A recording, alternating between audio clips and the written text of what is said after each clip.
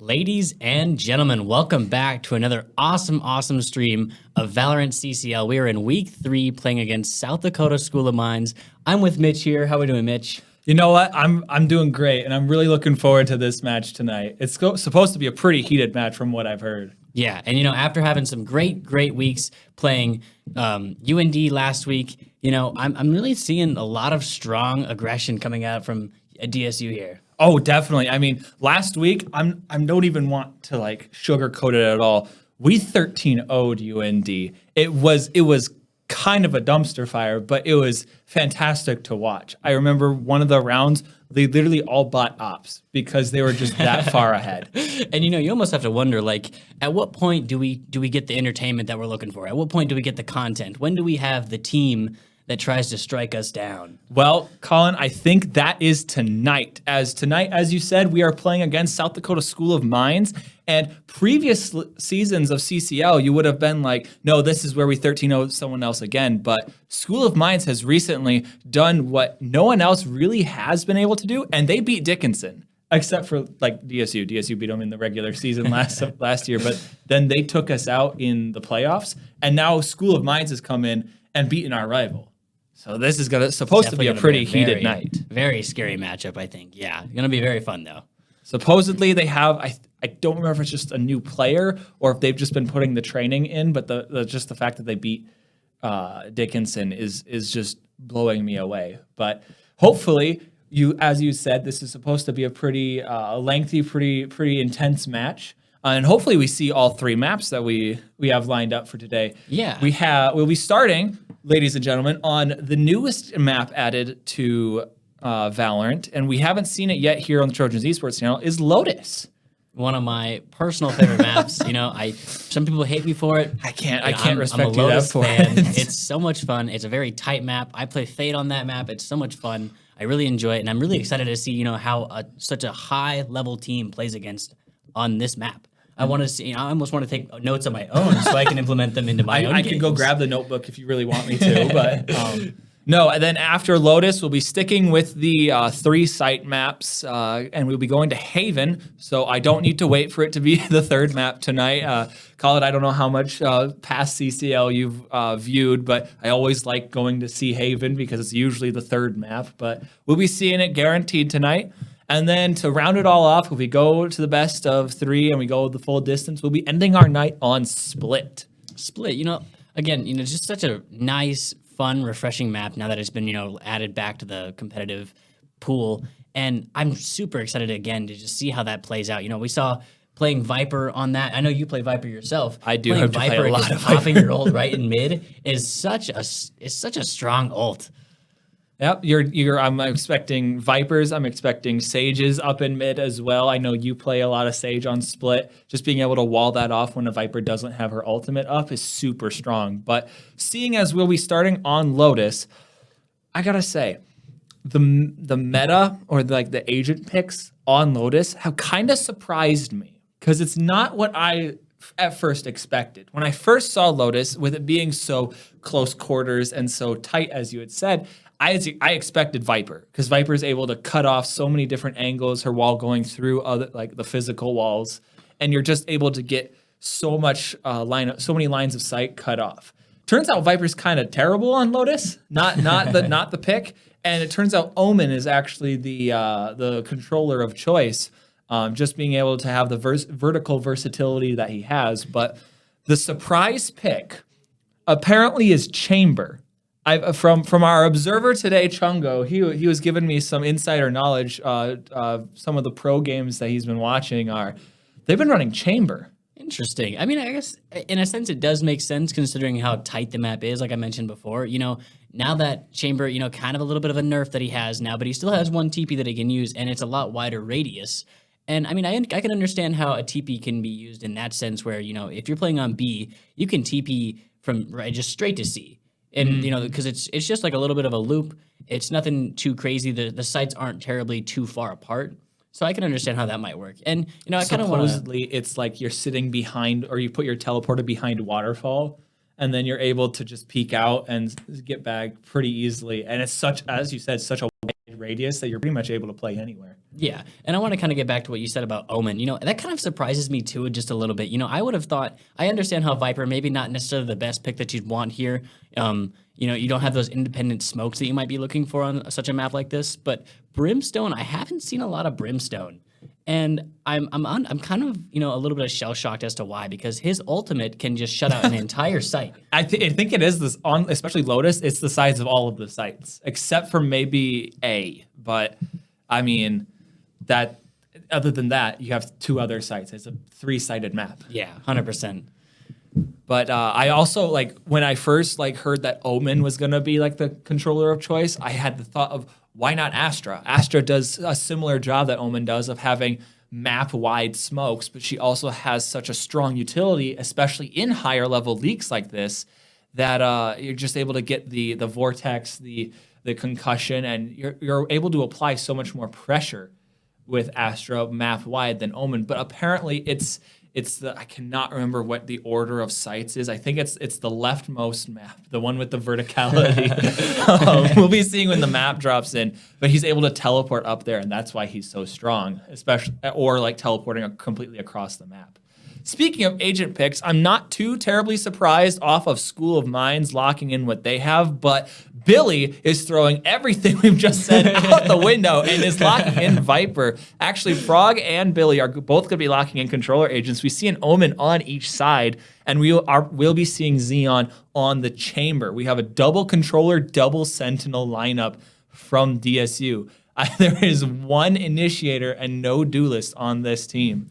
Yeah, definitely going to be an interesting matchup here. And, honestly, I do like the composition of the team agent picks a little bit more for SDM here. I got to stick with being a Fade main here. And I really love playing on, just sitting at B, waiting for someone to try to grab that orb, because orbs on this map are very, very, almost like you're just waiting, hoping that some of the defenders will try to, peek out and try to grab an orb, because it's so easy to rotate off on this map when you're playing an attacker. And I think that, a lot of the times, at least when I play Lotus, I'll just sit and wait by one of the orbs. And as soon as I hear the orb go off, I'll peek him. And that's almost a free pick every time.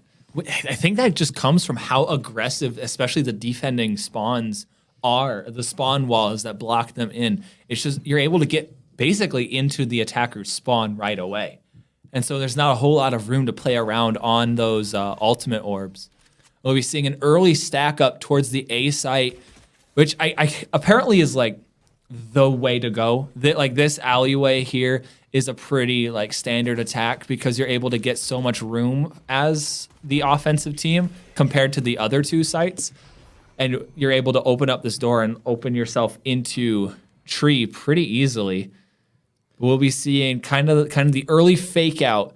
Billy not quite breaking the door yet. This is the one breakable wall, and it looks like the rest of the team will be pushing in. Billy completely flashed up, allowing Flows to get the first kill of this match. He's able to get a double, taking down Lunchbox, and School of Mines have B, but they're going for C, going completely around the world. Xeon's able to stop 2, bringing it down to a 2 versus 3 in favor of School of Mines, but he's done a lot of damage. Apple and Fuzzy are both low. It's really only down to Kraken who has a healthy health pool. It was quite an interesting play to see STM. Instead of trying to go for B, they just went straight to C, and it kind of makes you wonder why they would want to do something like that. Maybe they just have a little bit better mindset over the 2 of us being in silver, but either way, I picked gold. Oh, Frog and J Mula not checking their corners as Apple and Fuzzy are able to sit them down as they enter the site, and just like that, School of Mines take pistol round. However, it is just pistol round. DSU doesn't need pistol rounds. We know this. We know this. And now I'm not entirely sure if the most recent patch that we're playing on includes the Stinger buff or the Stinger nerfs. Going off of that DSU isn't buying up to the Stinger. I'm assuming it is, but I know the gun recently got its damage heavily nerfed. It's not quite the automatic force up buy that I definitely agree. It's going to be a lot harder to try to combat around just that they're in right now, and be able to try to beat an eco round like this where they have to save a whole bunch and they're buying Vandals and Light Shields. Vandals and Light Shields. Granted, Fuzzy did do a lot of work and did earn that gun. Meep as well. But I mean, I don't know if it's just me, but it's almost like a sign of disrespect if you're buying up to a Vandal or Phantom out in your bonus round. It's like, that is such a huge commitment. I can understand a Bulldog. You know me, I'm very privy to buying up to the Bulldog. I just feel like it's such a more versatile weapon than, say, the Stinger or the Spectre. But I don't know. The Vandal and Phantom are just a really big investment. I agree. It definitely is a big wager, especially if you die. I mean, that's $2,900 going down the drain. We've seen Billy and Xeon trying to make something work this round. Maybe take one of the guns out of School of Mind's hands. That's, I think, $300 now after the chamber nerfs with those 2 shots just down the drain for Xeon as he gets taken out, and it'll be a flawless round for School of Minds. Their bonus round really coming in handy. Yeah, well, you have to take into consideration that I don't think a single teammate on DSU actually bought. So this is kind of a good round for them to reset, kind of think about what they want to do for the next rounds. We've seen a lot of A hits so far, and like as we kind of get into this round, it looks like they might be leaning a little bit towards C mound and a little bit more towards B, kind of defaulting a little bit more. And we'll kind of see how this round goes. But I think that now that we have a clean slate, we're all buying up. It's good. Everyone's kind of feeling a little bit better now. Vandals and Phantoms across the board. DSU definitely noticing the heavy stack towards A. They're actually going to put 3 players on there, leaving it to Xeon and to Billy to sit around the C and B sites. Looks like Xeon's going to get spammed up a little bit. I wonder if they actually know he's there. Oh, he gets 1 shot off, not quite able to take down the fade. I don't know if they thought that he could have been there or if they actually noticed him trying to slip there during the early round. But it was a nice spam up from School of Minds, able to take all of his armor away down to 72 HP. And it's a really slow round so far from School of Minds. But this is what you get for starting on the offense, especially on this first round.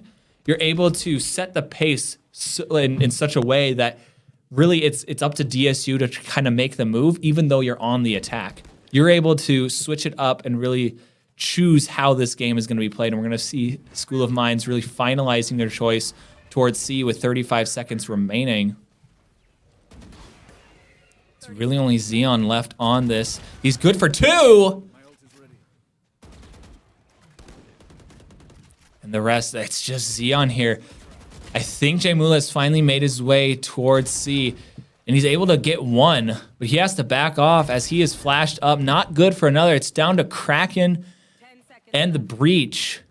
It's a 2 versus 2. I don't think FrogFan has been spotted yet. Good for 1. And he's good for 1. He's good for 2. There we go. Done. Nice spray transfer from Frog. Able to finish out this round. Yeah, a very nice flank there. That was really well coordinated. I think that, Xeon was just offering them a little bit more time than they needed, to be honest, to be able to get that rotation situated and be able to get that flank out. He definitely bought them a lot of time. There was a lot of respect from School of Minds now that when Xeon had an actual gun in his hand. And you could see that round was just how timid they were pushing into C, especially through the smoke. Now, one unfortunate thing for DSU here is that they did lose 3 players. They are going to be able to buy up for 1, and I believe the chamber, Xeon's going to be buying, or not buying, but using his Tour de Force. He has his ultimate ready after that round, so an effective operator in hand. But that's still, I think, only 4 guns total for DSU. They're still down that 1 crucial player.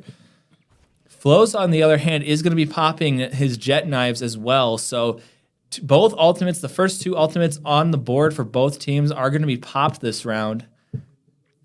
Again, we see a lot of slow plays, just waiting for them to kind of reveal themselves, waiting for that 1 free pick that they're trying to get there, and then they'll attack super, super hard on one site. And, as of right now, they're just trying to get some information, see what's available. And Flows with the jump shot on Billy. Gonna crack open C site. And with that 1 knife shot, able just to secure the site completely. Lunchbox is gonna get the rotation onto Meep. Does he find the breach though? No, Fuzzy's able to take it back. It's a 3 versus 4 now. And DSU is surrounded on all sides, as I don't think Fuzzy is necessarily gonna be taking the flank gamble, but no, he's going to rotate through his spawn. FrogFan's going to be taking down Flows. Makes that out scot-free, too. not taking any damage. This is an extremely close 3 versus 3 retake. Kraken, though, going to be taking down Jamula. Was able to be hit up quite hard. Frog fan trying to get some action on the bomb here. He's able to get it half. Heavy U-tilt. Looks like Kraken's going to be able to take him down. Going down to a 1v3 situation, and Kraken's going to get a third. I'm gonna be honest, and I'm totally gonna get this wrong, but I'm not recognizing Kraken's name, so I think he's the new guy. I'm not sure. No, nobody quote me on that, because that's completely just pulled out of the back of my brain here. But so far, Flows, I remember Flows has been just dominant, especially last semester. Everyone else was pretty much where I'm expecting, but Flows was always up there causing issues. And we're seeing a rough start for DSU as they're not able to quite get the ball rolling. They're down for like one of the first times in CCL that I remember. We see a really early aggression push here for DSU on A side here. There's a kind of, get a little bit of eco round push. With the frenzy, and Frogfan goes down right away. If he would have taken down Flows during that fling, maybe aimed up, he would have been seeing a different game here. But Meep's going to be going on a tear with 3. Opening up the A site, it's just down to Billy with the Sheriff. Now, Billy, this dude is a fantastic player, but this is a tall ask for just one Viper and a Sheriff. I definitely agree. And, I think that the main reason that they, tried to go out and attack so hard was because, they were on an eco round. We understand that because they lost the last round, right? And so they basically have nothing to lose at this point. They're just trying to reset once more, make sure they have enough money to buy for this round, and then once again, just reset, really focus on what they messed up 2 rounds ago. We see another kind of reset, and I'm loving these mind games that School of Mines is playing. They hit A so hard that they're always attracting 3 people over towards that site, and it's leaving C and B really open to these 5-stack plays. Yeah, and I don't know about you, Mitch, but if I was DSU in this position, I think that I would almost try to just ditch B entirely, which is kind of what they're trying to do here, essentially. We have one playing by door. Xeon getting allowed just in time. I think that I would just leave B entirely alone and just cover A and C. Really Billy scary peek there for Billy, but he gets one.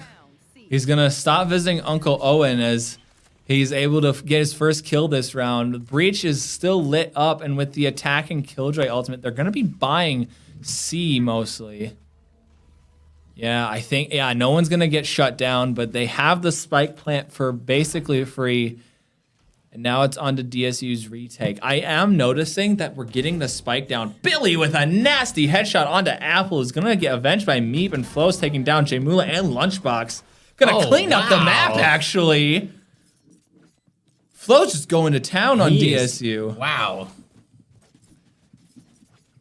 I mean, I don't even know what to say there, because that's just Flo's going nuts. Billy always on a fantastic flank. If he could have taken down Meep, maybe we would have been seeing a different round there, but that was just skill with the Phantom coming out of the jet main from School of Mines. But as I was saying, we've been seeing a spike plant pretty much every round here. I don't know if that's necessarily just DSU just giving up the site, but it's also they're fighting tooth and nail to not leave the site. Well, what I think I'm noticing a couple of times here and there, oh no, Frogfan not quite getting the TP that he wants to, and looks like Flows is going to get a second one, and they might have A site just for free. But back to what I was saying earlier, it looks like, they just are letting them push up maybe just a little bit too far, and we kind of have some rotation issues, it looks like, and after we get 1 pick, maybe even 2 picks, they kind of have the site for free, and that leaves, a 3v5 or a 3v4, and that's just a tough situation to try to combat. Apple is going to be taking down Xeon.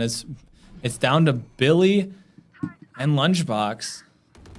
It's going to finally get away. 45 HP. That is one tappable from the Sheriff. He's going to finally take down Billy, and it's down just to Flows versus Lunchbox. No. But at that range and that skill level, Flows is going to take him down. I don't think Lunchbox had much of a chance there, sitting on just a classic. And yeah, we're going to be seeing a timeout called in for DSU, and that is a well-earned timeout as well. Definitely agree. This is not going DSU's way. I 100% agree. Like I said before, we're seeing, I'm seeing Flows. He's playing really, really aggressive on offense, as he should, as a duelist should. And, you know, maybe they get one pick. We saw on round 3 when he popped his ult, you know, getting that one pick, and then they almost have the site for free. You know, there might be playing one, you know, kind of lurking in between waterfall and, you know, back, but you know, it's just the rotation issues are not quite where they should be right now. And, you know, I don't know. What do you think that they should be kind of working on, Mitch? I'm noticing that like on A site, we're playing a lot of players towards that main like left alley side. We're not really putting too many people actually in tree, as DSU's able on the defense, able to snake their way in there before School of Mines has a chance.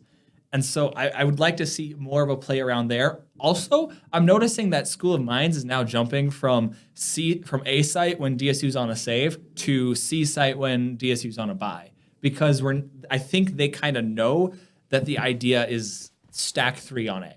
And so when you're on this buy, which I'm not sure, yeah, it looks like DSU is on a buy round, maybe stack up instead of having 3 on A, putting like maybe 3 on C, and then you're coming back with a stronger retake if it goes wrong. Right. I think that the main reason that they play, you know, strong on A on an eco round is just because it's a little bit more tight as opposed to C. All you have on C is just a mound. You know, that's pretty much all it is, and then you've got all of back for Link there, and it's just there's not a lot of room to work with when you've got a frenzy. Fade Recon gonna be not catching anyone from DSU as Billy is able to take it down before it reveals anyone. We are seeing 3 ultimates from each side. Flo's already earning his way back up to the knives, but nothing's been popped yet. I'd like to see with all this aggression, especially towards B, maybe popping Billy's Viper ult here, really clogging up that area. You can play in some of the really cheeky spots, especially on B with the divot in the center of sight. Xeon not able to teleport out as Meep's gonna open up A site, but Jmula's good for 1. Meep doing work. He's down to 53 HP as Billy is here, but the spike is in Flo's hands. Apple is gonna be able to take down Billy though, so there's a lot of room on A. But and with DSU here though, this is a great read from School of Mines. Wow. Just you're getting so much room on A that you're just, nope, we're gonna plant on C. Yeah, really timed play, really well timed play there, and you know, honestly, you know, taking so much aggression on A, it looks like that might be their last hit. You know, with only 20 seconds left in the match, and they seem to just have the people to be able to rotate in a 2v4 situation here. Gonna have to really buckle up for this one if they want to be able to clutch this round. I'm agreeing though with DSU right now, is that this needs to be a save round. You're putting too many rounds back to back of buy save. It's just you're not doing enough damage to School of Mines economy, and you're barely able to keep one of your own. So yeah, keeping these 2 guns going into this next round could end up paying dividends for DSU. Yeah, you know, it's just exhausting, to be honest, you know, having to save every single round just so that you can buy for the next, and you know, it becomes really frustrating, and honestly, it's tiring. Yes, I do have Twitch chat opened up right now. H Storm, thank you. Kraken is apparently a sub until now and was swapped out for Lil Wee Wee. I remember that name from School of Mines last year, and he's doing some amazing work for School of Mines, and we're seeing it paying off right now. Yeah, as DSU kind of in a little bit of a struggle bus here. We've got 2 ults, but we're down 1-7 here as we kind of get into round 9.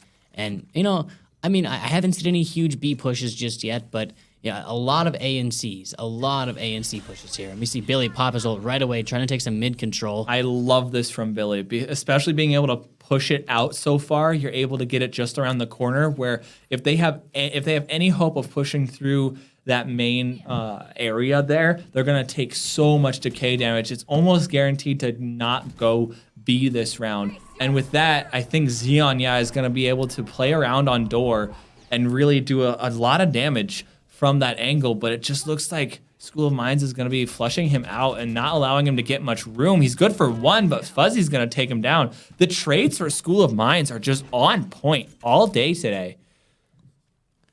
Billy's going to open the door. I think he's going to let his ultimate drop, yeah. But Fuzzy's just on it. He's watching those doors like a hawk, and Billy's going to die right on top of where Xeon was. Frog Fan with a nice trade. Gets another one. 1v2 situation here. He's full blind. Looks like he's going to try to get him, and not quite. peeks out just at the wrong time, and that's going to be Fuzzy's on a triple kill. We've seen a lot of triple kills from the School of Mines team here. Yeah, Kraken had one, I believe. Jet had another one, and now Breach. I know Meep has had a couple. Meep's been on. We've been talking a lot about Flows and McCracken, but Meep has honestly been like a pillar in this as well. Really, the only person I haven't like noticed all that much is their Fade player. Apple is I kind of agree. Is having a lot of good utility, but a lot of the flashy plays have been up by the rest. The other four is the thing, though. It's 4 players all having the flashy plays, and so having one sit out is perfectly fine. Yeah, I definitely agree. And I kind of want to talk a little bit more about their team comp while we're still on the topic. Every single one of their agents, with the exception of Omen and Jet, they can just kind of util dump and get on site. Just as Flows here tries to just kind of push right through as, the breach ult gets popped. Looks like Fuzzy's going to be good for one, and Flows is good for one as well. And it just that is such a nasty shot too. Frog fans should have had that as the Jet was just in the air for such a long time after jumping up that drop area there. But Flows is able to worm his way around Frog's crosshair and just get the nasty headshot. Shot goes wide from Xeon. Lunchbox is going to be taking down Fuzzy, but has taken a lot of damage himself. It's down to a 2 versus 4 in favor of School of Mines as Xeon's going to get revealed. He is going to drop down. That drop is fortunately silent. You can't hear people drop down there, but I think Xeon, by putting himself in that area... Not sure if he's going to be able to get out of there just in time. He did teleport out, so I think he just barely has the room to do it. Yeah, he's fine. And Lunchbox able to get one more to try to just, hurt their eco a little bit.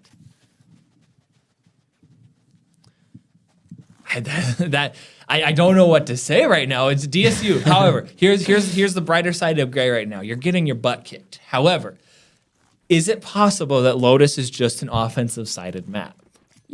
I'd like to think so, but I don't. Sure. I don't like Lotus, so I need you to kind of give me that. I'm honestly not too sure. When I'm playing defense, and of course, keep this in mind. Take this with a grain of salt. I'm in gold lobbies, right? Whenever I know that when a team is attacking a certain site, they pretty much kind of commit to that site. There isn't a whole bunch of slow play like we see in these high level games. And so I like personally to flank all the time on Lotus. It's so much fun because it's such a tight map and it can be done so much so fast. As you're talking about it, it almost looks like Xeon wants to as well. He's pushed up A. But no, DSU not going to be going for the flank. With the KJ ultimate being placed, they kind of know that a C hit is inevitable. Going to be doing a hard rotate here as all 5. Yep, there we go. Lunchbox not able to make it out. Flows is going to get the kill. He isn't going to get traded out, though, so Frog Fan's going to be taking down the carry of the Jet carry from School of Mines. 4v4 situation here. He's going to get another, but 11. Oh, Fuzzy Philly actually for 2. A lot of action just went back and forth. It's down just to McCracken in a 1 versus 3. We've seen this man do a lot of work for School of Mines, but this is a tough ask. He's not gonna take down Frog. His Frog's good for 3 this round. Able to sidestep some of the shots there. Well done. That was a really nice retake, and it all really came down to I think Flows just kind of wanted that extra pick, and we were able to rotate just in time and able to secure the trade. He wanted that pick because Lunchbox was shut down, was suppressed so hard from the KJ ultimate. But I will say it was probably a bit of over-aggression. However, if DSU wasn't able to get that trade there, which it was a very tight angle to get the trade from Frog anyway, but if they weren't able to do it, that would have been a devastating kill. And able to get out of free there, Flows would have gone on a rampage that rest of the round. But last round in the half, DSU, they do have a chance to maybe get the curse. You never know. 9-3 is definitely a lot better than a 2-10. I agree. We see a huge A push here, and Xeon not able to get his shot off. And not a very good TP either. Fuzzy down to 2 HP. Oh no. I forgot how heavily they nerfed that gun. I thought if it was anything like any shot, as long as it wasn't a wall bang, it was gonna get a kill. But oh wow, nasty shot, taking Meep out, right, taking out his shoulder, I didn't believe. even see him. That was nasty. I don't even know how that shot went through. I saw the turret, but I don't even think I saw Killjoy. Fuzzy somehow survived on 2 HP, and it wasn't a wallbang because it didn't have the icon either, so it must have been just the smallest pixel of his shoulder there. A nasty operator in the hands of Xeon. It's kind of shut down this A hit. With them playing with the doors a little bit, you're able to see around the entire map whenever any of those doors are activated, and so they know that someone from School of Mines is over towards C, and it looks like that is going to be their final spot. Looks like School of Mines kind of regrouping here. Looks like they're going to go for a C push here. 3v5 situation. However, Breach is just he's absolutely, you could breathe on him. Yep, there we go. I was going to say, we need to see Lunchbox pop his ult here, as it's really no point in saving Killjoy it. ults And go we're going down. to be seeing a complete fluster from School of wow. Mines. DSU shutting them down. There's just so much utility as they waited for the last second. Yeah, that Killjoy ult really was able to just knock him down. You had to make the decision there. Do you back out from C completely, or do you like push the initiative and you try to take down the ultimate, pushing into DSU spawn? You have no idea how many people are up there though. And so and then there was Killjoy mollies all over site as well that they didn't take out. So they're taking damage. They have to make a decision somehow. And then Frog's able to worm his way in and take down Fuzzy. It was just everything went wrong, but everything went right for DSU for them to be able to bring it up to 3 rounds on their defensive half. We will be seeing, though, DSU back on the pistol, back on the offense here. Yeah, definitely going to answer your question of whether you think that, or, I'm honestly curious as well, whether that Lotus is an offensive-sided map. And, I was going to talk about how Lotus offers a lot of fights very early on. You mentioned right before the game started that the walls are just very close together when on spawns. And, we see a lot of fights on A main, B main, and even in C main, right, at Mound. And so it's going to be very interesting to see how these teams fare. DSU just tried to sneak their way up into any spot. A bit of a missed smoke from Frogs. It was a little bit deep. I think you can see over at least the south side of that smoke there, but I think they're going to be backing out of C a little bit, playing with the doors a little bit. It's Flows versus Billy and Lunchbox. Lunchbox able to get the headshot from the Classic. Gonna upgrade himself without taking any damage too. Nah, as I say that, he's gonna be taking out the 20 HP. Fuzzy, I think, got the headshot with the Ghost there, but luckily Lunchbox bought armor. 5v3 situation here. DSU getting the bomb down right on A side. Looks like they might just have it for free. I will say, I want to point out Xeon on the flank here. It's a heavy stack towards heaven, but Xeon's here. He's on the flank, but everyone is just pushing out of the way. Everyone's dropping, and then he gets revealed. Not able to get one as Meep and Apple are going to shut him down. Frog's going to pick through, though. It's trades back and forth in favor of DSU as they do have 2 players. Jay Mula is finally able to take down Apple, but that was way too close for comfort. Scary round, I agree. Oh, wow. That was just back and forth. Xeon was on a fantastic flank, but he was able to get revealed by Apple's what is it called? Clear? Just Fade Eye. I don't remember what that's called. I call it the Fade Eye. The Fade Eye. He's able to get revealed, and that just shut down the flank entirely. Apple was able to get the kill. Meep was able to get another one at the same moment. So it was just a worst case scenario for DSU, and it came down to just trades and DSU having 1 extra number on them. Yeah, very well played around right there. And, that's great to win pistol round, especially when you're in a 3-9 situation. You really want to make these small rounds count. DSU now up on their buy-up round. I like seeing some of the Bulldogs. I'm noticing Xeon sticking with his Headhunter a little bit, but does have a Spectre in the back pocket. Oh, Fuzzy, just the timer on that tripwire is so long now, and he's going to just set it off. DSU's able to draw so much aggression from DSU School might of be going Mines. through door here, going for an early rotate. They are. I think they do. Apple's there, trying to stop a little bit of the push. Sky Flash out. I don't think any of those bullets hit either. Billy's still in a nasty spot pushing up here. And they just cornered him. They take up so much just space here. Xeon's still watching the flank a little bit, so this KJ on the back isn't quite going to get See this for Flo's free. all the way on A side, though. He's going for a huge flank here. Billy's good for one, so is Xeon. As they do buy up. Billy's going in with the classic. Down Lunchbox takes Fuzzy down to the Bulldog. It's just down to Flows with the classic. 82 HP left on him. And Jay Mula's going to get aggressive. He does fall. 30 HP, though. Frogman's going to take him down with the Bulldog. And that's the power of the classic right click right there. I really, really loved seeing that rotate happen there. You know, they were just kind of waiting on C, you know, getting them a little bit scared, you know, making sure that all of them were on C. And then as soon as they realized that all of them were on C, they hit the door and they booked it straight to be covering off the angle and were able to just kind of corner them all the way in C unless they went all the way through their spawn. And I mean, this is what Lotus allows you to do. Those doors are in such a strategic spot that you're able to make that kind of snaking play from site to site. I mean, granted, it was telegraphed to high heaven, and when you could see the reaction from School of Mines, but they just weren't in a position to like capitalize on that. And so, I mean, you had to play your life there if you were Apple. And so you just couldn't necessarily fight that. But as you said, it was a great round from DSU. Flo's going to get the first kill onto Billy. This is DSU's bonus round. Lunchbox going to be able to pick up the alt orb outside of C. And with that, all A aggression has kind of shut down. We have 2 on B side, or the rest are all going towards C. Frogfan looking for an apple here.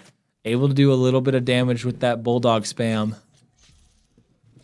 We see we have 3 on mound here for DSU. Is kind of just scouting out the area, making sure we can kind of push on this if we want to push on this. And it looks like we only have 1 on site, but we got a lot of KJ util to work with. A lot of it's been popped too. DSU, they're going to do the same thing. They're popping the door. They've drawn a lot of aggression, but now we see School of Mines still here. They still are in a spot to aggress this. And Kraken's going to be good for 1, so is Fuzzy, as DSU's trying to push in here. Fool me once, shame on me. Fool me twice. Shame on you. Yeah, I really enjoyed seeing, you know, despite losing probably this round, being in a 2v5 situation, it's a little bit tough to try to clutch this round up. You know, they adapted very, very fastly.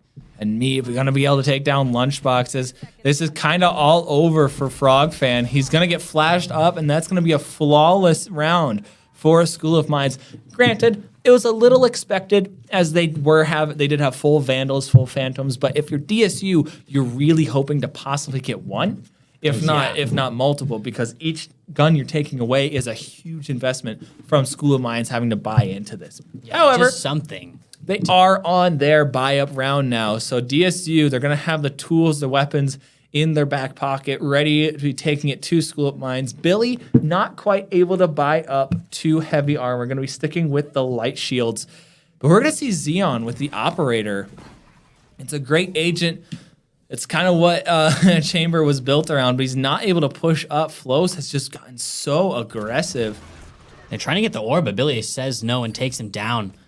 Flows. Yeah, I think they have Flows kind of sniffed out, and they're able to get another one. That was the body block from the dog there. Billy living with 62 HP thanks to the utility from Jay Mula. Looks like they're trying to rotate off super fast here, trying to get onto C site. Now that Killjoy is off site, gonna have to watch out for the Killjoy util though. This is gonna be very, very scary as we see Billy's on 62 HP. He is vulnerable to dying to the KJ There we go. util. Both the KJ util has been popped. Frog's gonna shoot out his Viper ult here. I don't know if that will get the height. Yeah, it does. It does meld over the ramp there. Kind of, And that's a great ultimate spot for Frogs. It covers all the angles that you could possibly enter the C site if you're trying the retake, but it was a nasty shot. And what a flash, but he gets one. Frogfane's able to get to the trade. Apple able to trade him, and Xeon able to trade that trade. Back and forth. You can't quite necessarily win the trade game if you're on the lower numbers there, but wow. It was a great damage from a School of Mines. Able to take down 2 players from DSU there. But I've really got to point out that rotate. They're able to do so much aggression. They're able to not quite they're able to sense that something's amiss up on A. They're able to tell that Jut has dashed up, and so there's an issue here. Mm-hmm. The smoke's not quite able to block your entrance necessarily from that angle, and they're able to just wait patiently and get some of the picks. that were necessary, and then they backed out knowing that everyone's rotated over to A. Yeah, I agree. And, seeing so many people on the same site, we saw Breach trying to go for the orb. Jet was trying to push up super hard. And then Viper had her, that was our Viper, but our Viper tried to, get some space created for us. And then we were able to just take both of them out. And it was a really well counterattack for them. Now DSU on another slower round here. Not quite making anything happen. It's down to the dog. It does not spot Flows, though. And with that, Flows is able to get two. I've seen that box do so much damage to attacking teams. You have to, scout that out. You cannot leave that open. Flows is able to get two and make it out pretty much scot-free. Meep's good on Billy, too. This is just falling apart for DSU. They don't really have it, too. Either Fuzzy getting a double kill. Wow. Just walking in there. That box is, and I hide in that box myself personally, but eventually you just got to start kind of just pre-firing the box. There's a lot of boxes on this map that I've noticed that are very just permeable. pre-fire. They're permeable. You can shoot right through them. Especially with how fast the fights are on Lotus. You're not really having these super drawn out fights where you're using every bullet that you possibly have. You need to spam those. You just need to spam those, especially now that you know Flows pushes up and plays that. You need to be able to take that out, remove the possibility. We're seeing some major aggression from Fuzzy and Apple here, able to bait out some of the Sky util. Fuzzy's kind of isolated there, and he gets taken down by Jay Mula. They're going to do a lot of damage. Kraken, though, going to get the swing on Billy. Not quite getting the jump on the counter controller. And that's a huge trade for School of Mines. We'll be seeing an off. Throw down his ult. Frog fan's going to get snared, but just waiting for the DK to go. It's not really that big of a deal. I'm going to see a lot of ultimates popped for the offensive side. Flows is going to get revealed and spammed up. Frog's going to take him down with the headshot through the smoke. Apple being forced off site here as he gets flashed off. And it looks like we kind of get a free site take here. We're going to get the bomb down. And 4v3 situation here. Even though we lost Billy and, we lost that mid control, we still managed to take quite a lot of aggression there. We lost a little bit of ult, though. We had to take the Sky ult and the KJ ult and, throw that into this round. Oh, Meep's going to get flashed, but he knows someone was there.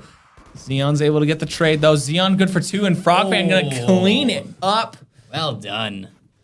That peak, though, from Meep, that's just knowing someone's going to be playing there. That's just thousands and thousands and thousands of hours played in this game. Just absolute mind, just big-brained game. It's unfortunate, though, for DSU is they're not able to string these rounds together very well. And so they're still on these weird half buys, not buying full armor. Some of them aren't buying full weaponry. Xeon's going to be able to pop the Tour de Force, fortunately. So he's still got something in his pocket, but that's only 5 bullets, and then he's onto a Frenzy. Yeah, we had to use 2 ults last round, and we see that School of Mines has 5. And so this is going to be a little bit of a close one here. I was just about to point that out, Colin. We're going to see some fireworks this round as one ultimate has already been popped, but that's in the hands of DSU. I really need to see some ults popped for School of Mines. Not that they necessarily need it. They have been able to do pretty well without them so far this half. But, you have just kind of gimmies here with you have both the Breach and the Fade ultimate denying plants and denying pushes so easily. However, both of them are playing over on C, and most of the aggression is towards this A-B hit. Yeah, they broke open doors, so they have a little bit of B control as well, just kind of scouting the area out, seeing what they can get. Maybe if they can try to get a free pick, that'd be awesome, and then they can kind of go from there. Billy's getting super aggressive onto B. I don't think he was spotted yet. I don't think he's been spotted yet. As the Omen smoked off there too. The Omen player was in his ability, he was placing a smoke, and Billy's able to get the backstab and open up A. Able to snake his way around. They know someone's back here too. Meep's good for 1.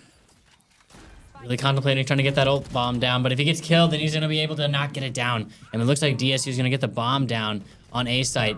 Breach is going to pop his ult and puts Lunchbox all the way down to 10 HP, trying to take 2 fights at once, and Fuzzy's going to take him down. Now, health pool's not looking well for DSU. Fatal going down as well. And Zeon and Billy getting the last 2 there, able to clutch the round up despite a lot of ults coming out. Like you mentioned, fireworks were going out, and they managed to prevail. We saw, I think, what was that, 4 ults that round? We saw both Fade and Breach ultimates pop for School of Mines. I think we definitely saw the Tour de Forest, and I think it was Frog popped his. I need to check the numbers right now. Yeah, Frog only on 1 of 7. He popped his teleport probably to get out of one of those rolling ultimates there. Yeah. But that was a must-win round for DSU. If they can string maybe one more together, one more good round, especially since School of Mines is on the broken bye. Exactly. This will be a very, very solid round. All we have to do is just make sure that we don't give any of them free picks. Nothing for free. Push in off of this Sky Dog. You're able to... He's spotting out the Fade. Gonna be taking out some huge aggression here. Looks like Fuzzy's good for 1, but he immediately gets traded. Now Meep here playing in the smoke just with a classic and a Marshall. Looks like DSU's going to get the bomb down and have a little bit of sight to play with here. Spike down. Timer's ticking. It is Meep, Flows, and McCracken. We've been seeing these flashy players. Flows is going to get the headshot on the Frog. 13 HP. What a scary turn of events. It looks like McCracken flashes him for Flows and gets 1 more. Oh, Flows down to just 1 knife. He needs to make this headshot. He does not hit it. It's down to Jay Mula. He's able to pick up a weapon. It's down just to Flows, though. 13 HP and a Dream. Going into 2 very healthy players. However, both players have a Vandal in hand. It's a 1-shot headshot no matter your health.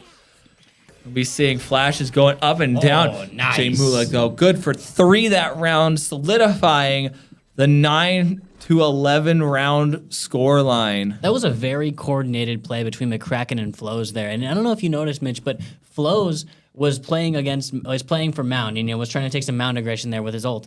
And McCracken was actually playing at Waterfall and flashes for Flows to get behind Mound so Flows could push up.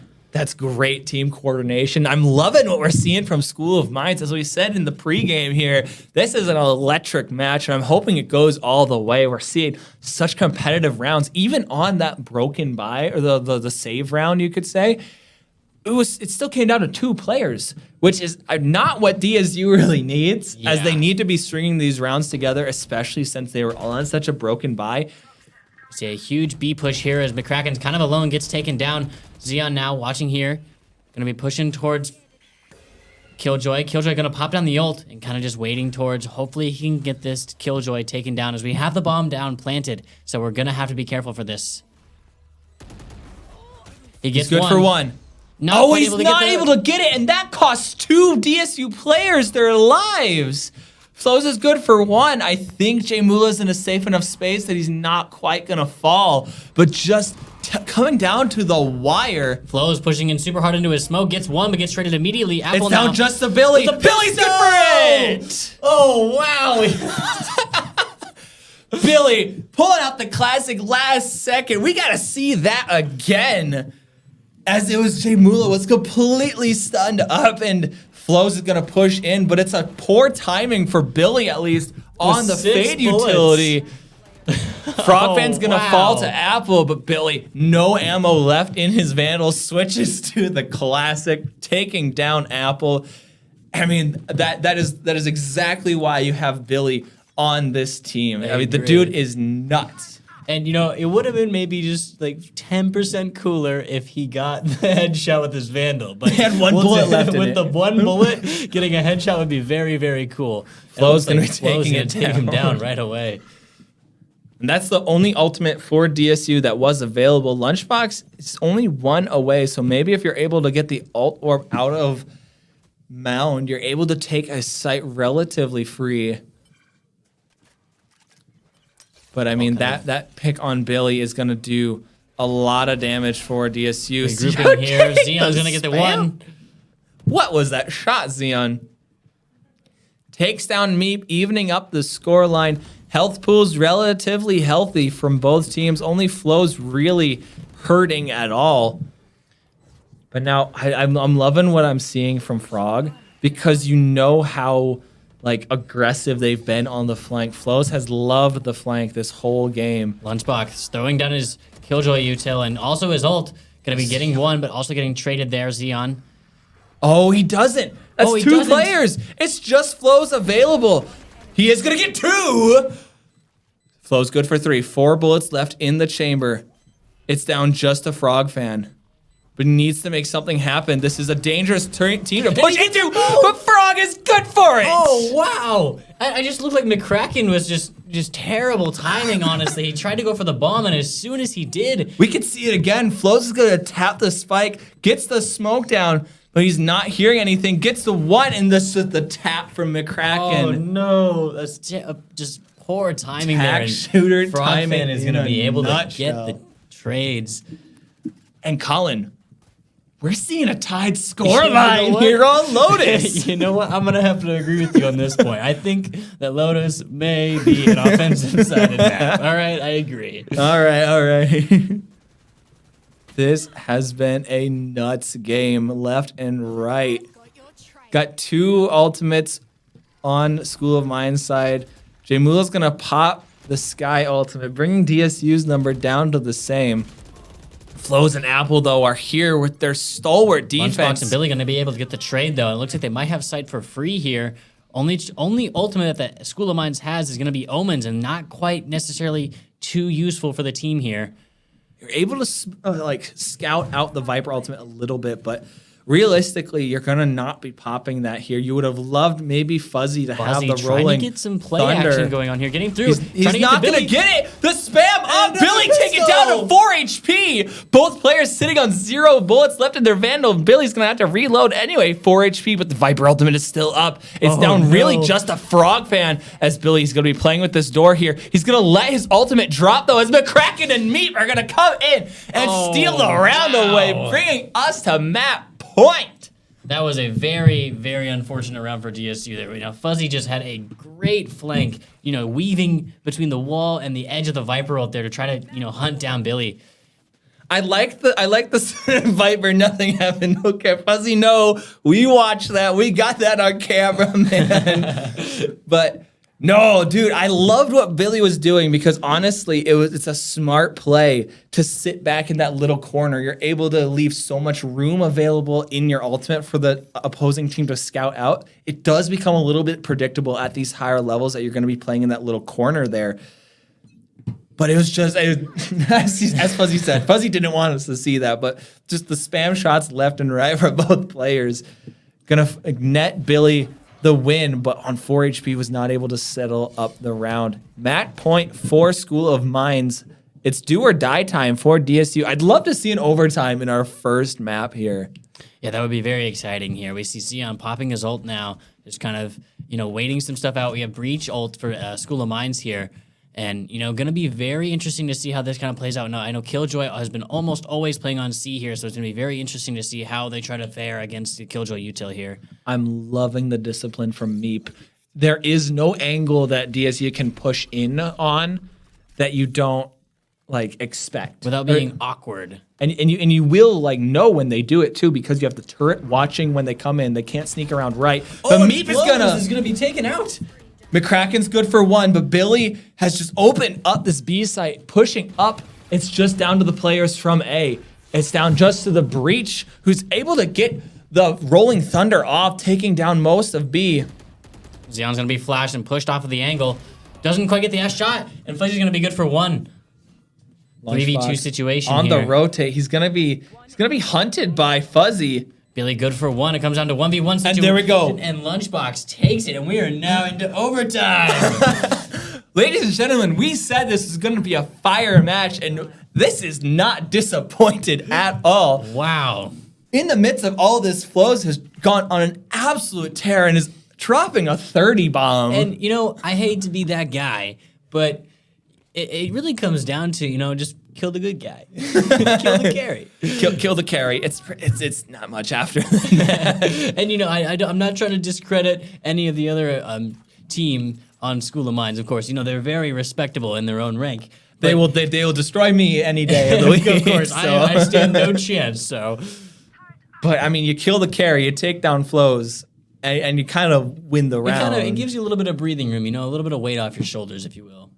But now we'll be seeing School of Mines back on the offense, ladies and gentlemen. We are in overtime where the format changes just a little bit. You have to win both an attack and defense in a row and win by 2. Zion's going to be taken down real low, down to 93, not able to get the op shots. And he bought into the operator, which is a very risky investment on these overtime rounds because you have no armor. No longer buy shield. I do think you're able to buy the chamber utility though, but I don't think you can buy full ammunition for your headhunter. A little bit more aggression here for School of Mines. Going on to C side here. Billy's going to pop up his orb, try to get him back off. Wait for his team to rotate a little bit more. We see Zion still on A, and J Miller's playing on B side here. We heard the Viper Molly splash down in that orb too. So not only would you be pushing through that with the decay, you'd be pushing it through it with the double decay because you're fragile as well. Vulnerability. Looks like School of Mines is going to be hitting door here. We also see one going back towards spawn. Looks like they might be trying to hit towards B with 30 seconds left in the round. Fuzzy's good on Billy. And with that kill, they're going back to C. They've taken down the Viper, and now they've taken down Lunchbox. That's C basically open. It's really only Frog here. We will be seeing Jay Mula making his way around. 14 seconds left, and they will be getting the plant down. Oh, no. Frog fan going to take some damage from the breach util there. And with rounds like this, you need every piece of HP you can. Some great communication from Flows, able to call out a needed smoke as he's going to block Frog Fan. Frog Fan not able to get the swing on him. J Mula either, and they're going to be able to get him without any trace of getting taken out.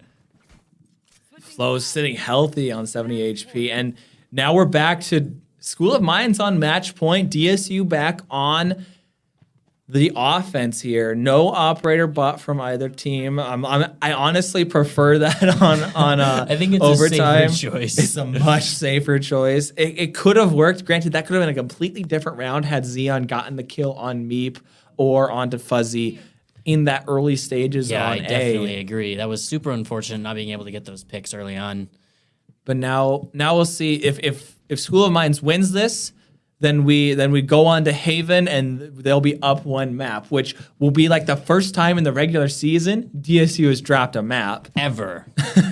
And so we will see if DSU is able to win this. We'll be going back into overtime, switching sides yet again, as you need to win both rounds in a row. Early shots being fired over on C here. We have one DSU kind of waiting and lurking over at A, and J Mula now with Omen here playing on B. It's so quiet from both sides. DSU hitting door now. Looks like they might try to hit towards B. Could also fake it. That's also a good opportunity. It looks like they did. They were able to bait out a smoke from the Omen. And School of Mines only has the one controller. So if you're able to use both of those smokes up, then you don't have to worry about them anymore. J Mula flashing and Xeon teleporting onto site, gets flashed by J Mula. Xeon's going to get decayed and get snared by the Fade. He's able to back out, but he's good for the kill. McCracken falls. It is down to a 4 versus 3 in favor of DSU. Xeon sitting on only 71 HP. They are going to get a little aggressive as they push the spawn here, waiting for Flows to fall into their trap. Fuzzy, and I believe that's Meep pushing in from the other angle. They're taking down Flows. All right, they've opened it up for Meep, though. Meep's good for 1. Xeon gets taken down, but Frogfan's good for the trade. It's down just to Fuzzy, but J Mula's going to be able to take him down. The amount of trades this game. Oh, my God. I seriously wish I had teammates that were as good as these guys. Okay. All right, I'm out. For everyone at home, I am Colin's team captain on DSU Blue Team, and I feel extremely offended right now. I might have to bench him for a while. But for those of you wondering, I've just been fired. And you're gone. We're going to get Juane in here. But no, DSU back on the defense here. I won't hold this one against you, Colin. Maybe the next one. But. And we are back in overtime once again, 13-13. Very exciting game so far. This is we're gonna be here all night at this rate. Now, one thing about overtime is in a normal competitive game environment, you can usually vote to draw. I don't think that's actually allowed in CCL. Oh, wow. And so this will continue as School of Mines are going to come barreling through Tree and going to take a site. This will keep going theoretically forever. We could see I don't think we ever would, but 20-20. I don't know if I could talk for that long. Yeah, we might have to just sit here and just listen to audio for a while. I brought a drink. I brought a drink to help my voice. So I don't know about you, Colin. Apple and Lunchbox trading back and forth, but DSU can't be taking those trades. They just don't have the numbers for it. They need to be taking down Apple, but no, Lunchbox falls in just the extremely aggressive spot. Billy's able to worm his way through, but Flows takes him down. Yeah, super early aggression there from School of Mines going on to A side. Like I said, just getting 2 picks, you've pretty much got the side for free. And, then it becomes a 3v5, or even if one of the A site members kill one, it's still a 3v4 situation. And it's really tough to combat when you're trying to retake a site. Now, a couple things that have just been crossing my mind. If this keeps going, we could see a 40 bomb from Flows. But also, I'm wondering, what is the record for the longest Valorant game? I remember a good while ago, Hiko posted a video where he went I think one of the teams did make it to 20 rounds or something. It went on forever because they don't draw at those higher levels. Just nobody draws. No, that's immoral. You don't do that.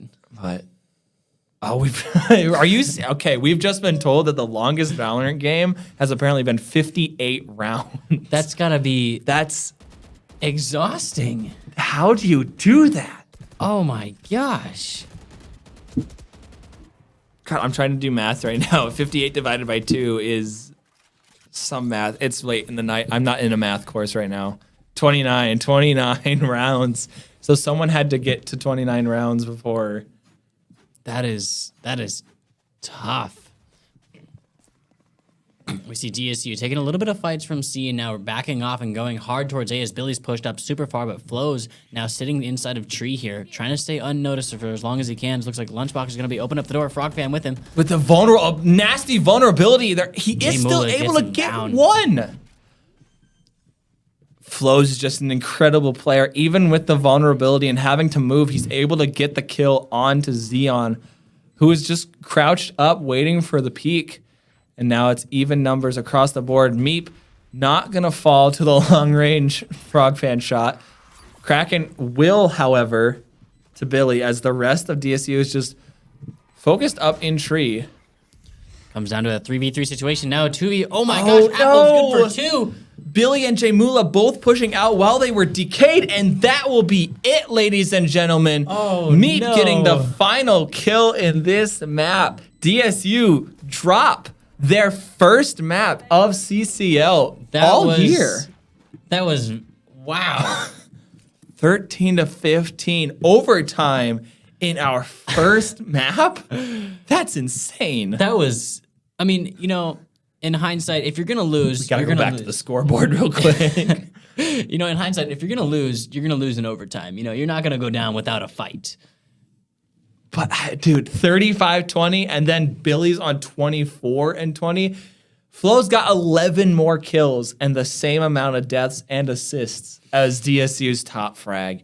So just speaking to the prowess of Flo's here, that's nuts. That's, it's honestly hard to try to put into words how talented some of these guys are, to be honest, and it's just, it's incredible. Of course, they do put in quite a lot of hours. They really dedicate a lot of their time to something like this, and to being good. But it's mind-blowing how some of these guys can perform as well as they do.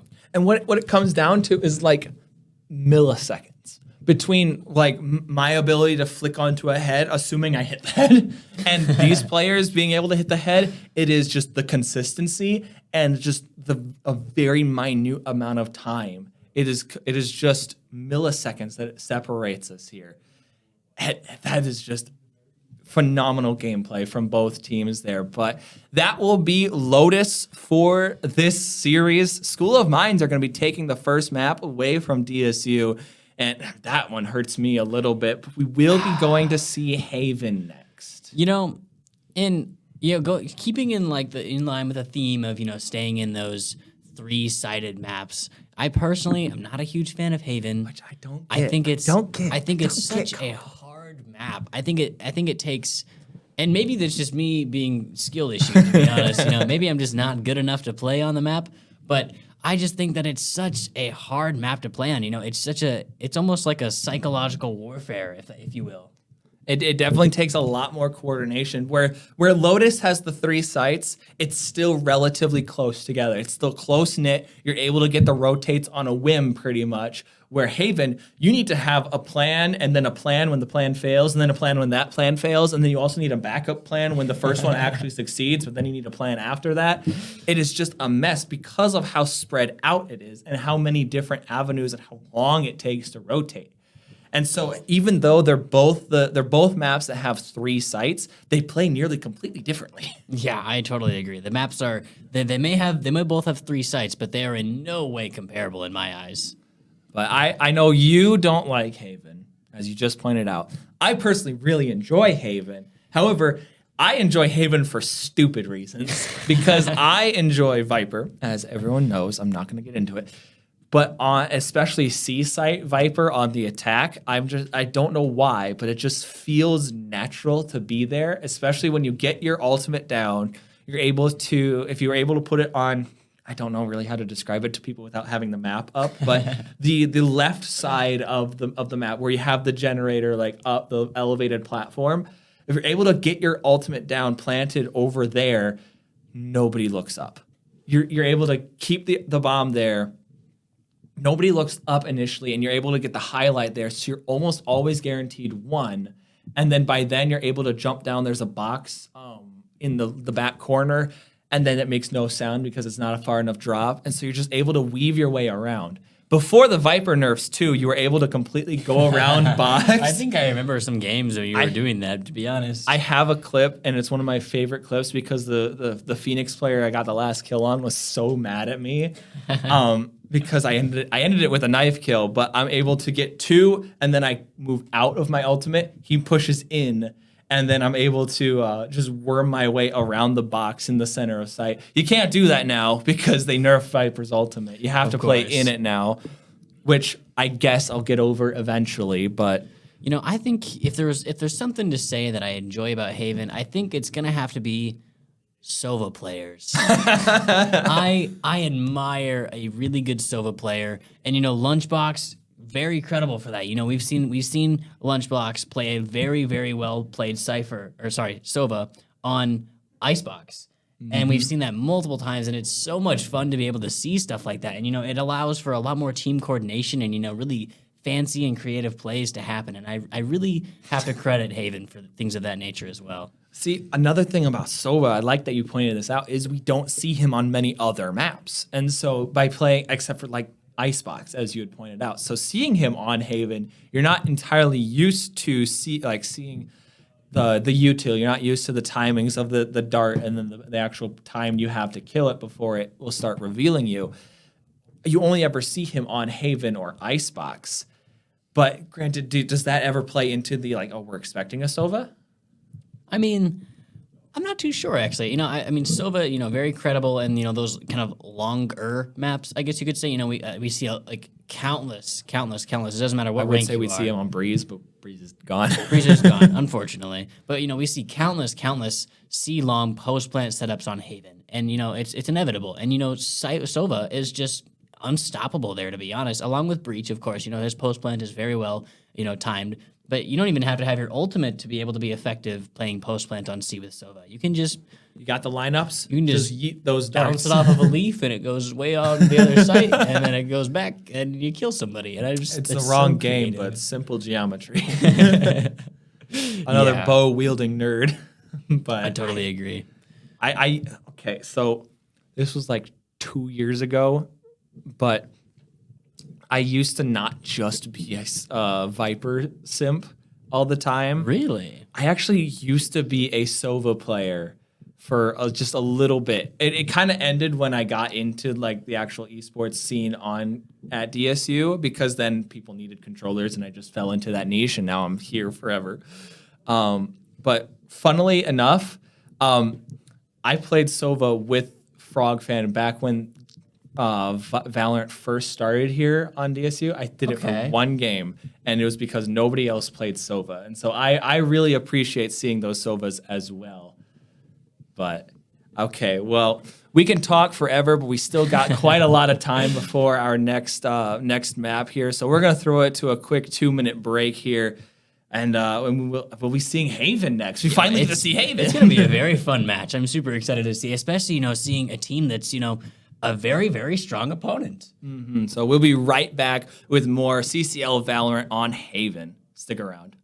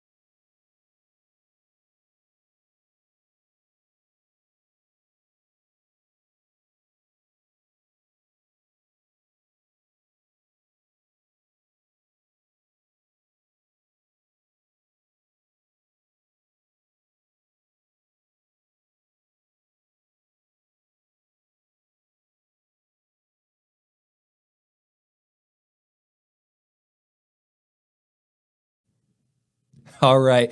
We are back as the teams have now let us know that we are ready to go.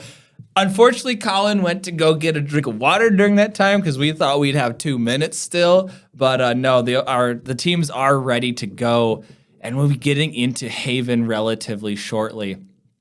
Now, what I'm expecting here on Haven as we get into it, I am expecting some Astra plays, probably some Brimstone from the controllers. But I am really looking forward to Flows taking it to Haven on the Jet as well. We'll be seeing Xeon as well, locking in the counter Jet. Billy as well, locking in the KO. Kind of expected that, as that initiator also is able to do a similar job to the Sova. Sova's able to get a lot of just area of effect reveals. It's also able to get like precise. You're able to see the outline of people. Billy on the KO, you're able to get the suppression from the knives, so no abilities from whoever you're able to reveal, and you just kind of know what agent is there. You don't know their exact position, but you know they're in this general area. We're seeing FrogFan locking in the Astra. Love seeing Frog on that controller role, but I'm really looking forward to this jet-on-jet violence between Flows and Xeon. We saw Xeon sitting on the chamber. It worked out pretty well. However, there could have been some extra op shots that may have gone through. But, I mean, a jet-on-jet is just something else. We're going to be seeing a lot of air control from both players. I'm expecting some great knives. What do you have to say, Colin? In terms of knives, because welcome back, welcome joining us, McCracken has the smite knife. Everyone, look out! I hope Keat is watching right now. I hate the smite knife. No, it's so bad. It's not so good. Gorgeous.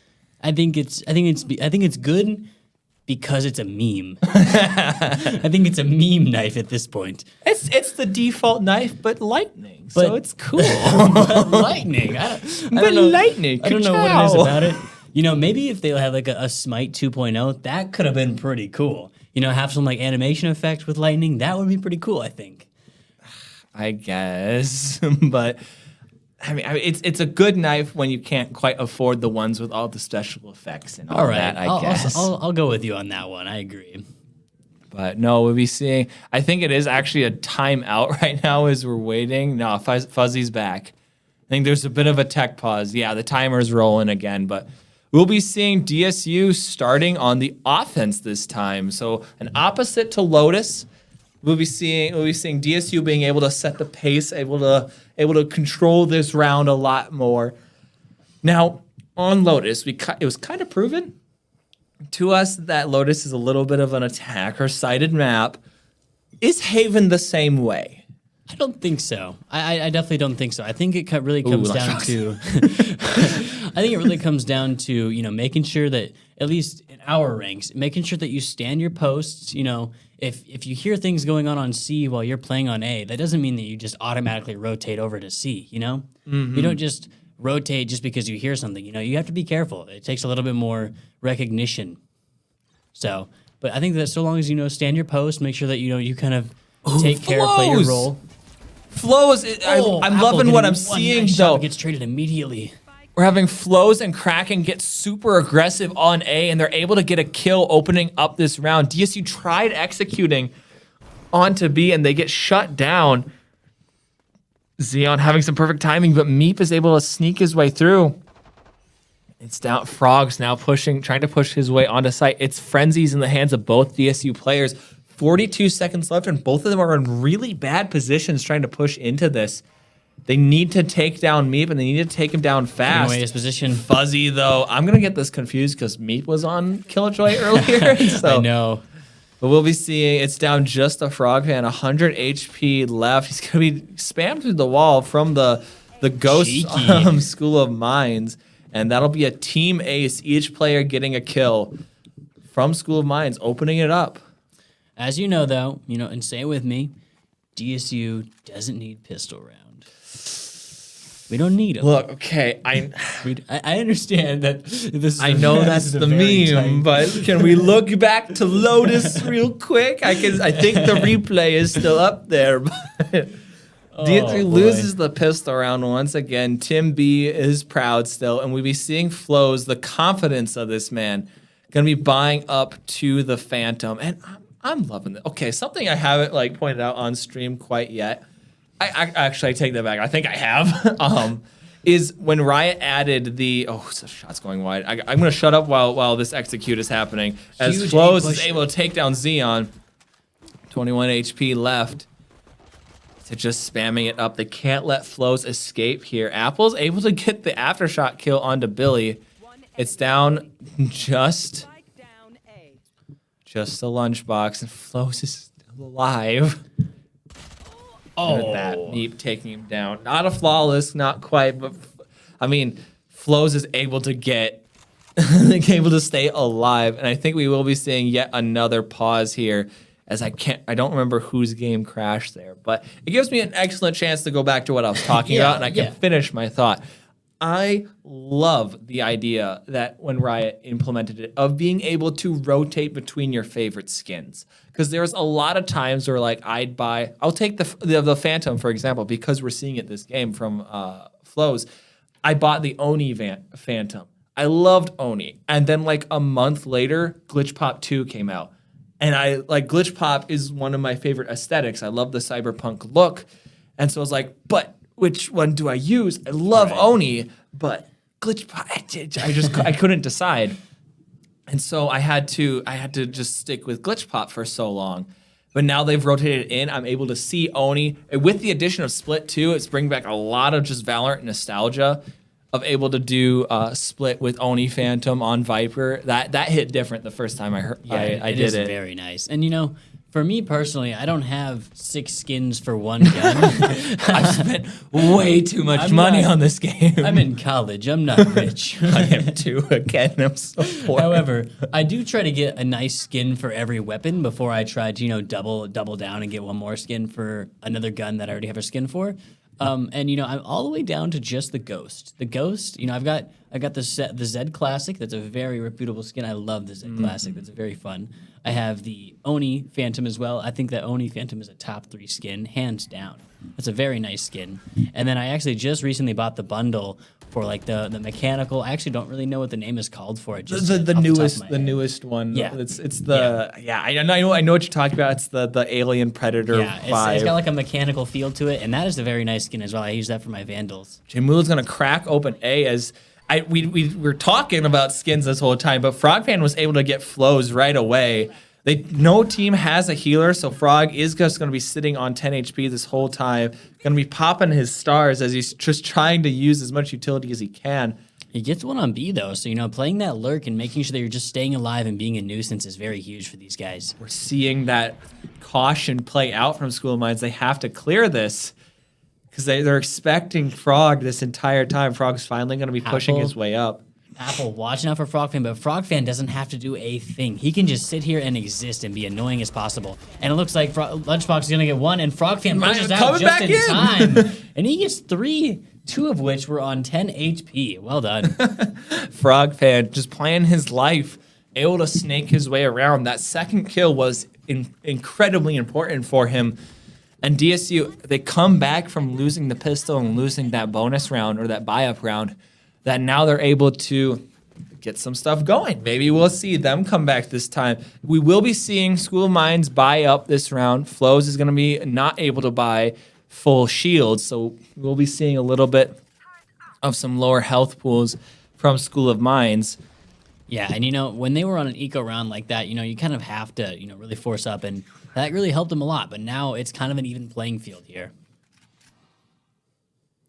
Some more slow plays. I really like these plays on Haven. Not quite showing all your cards right away,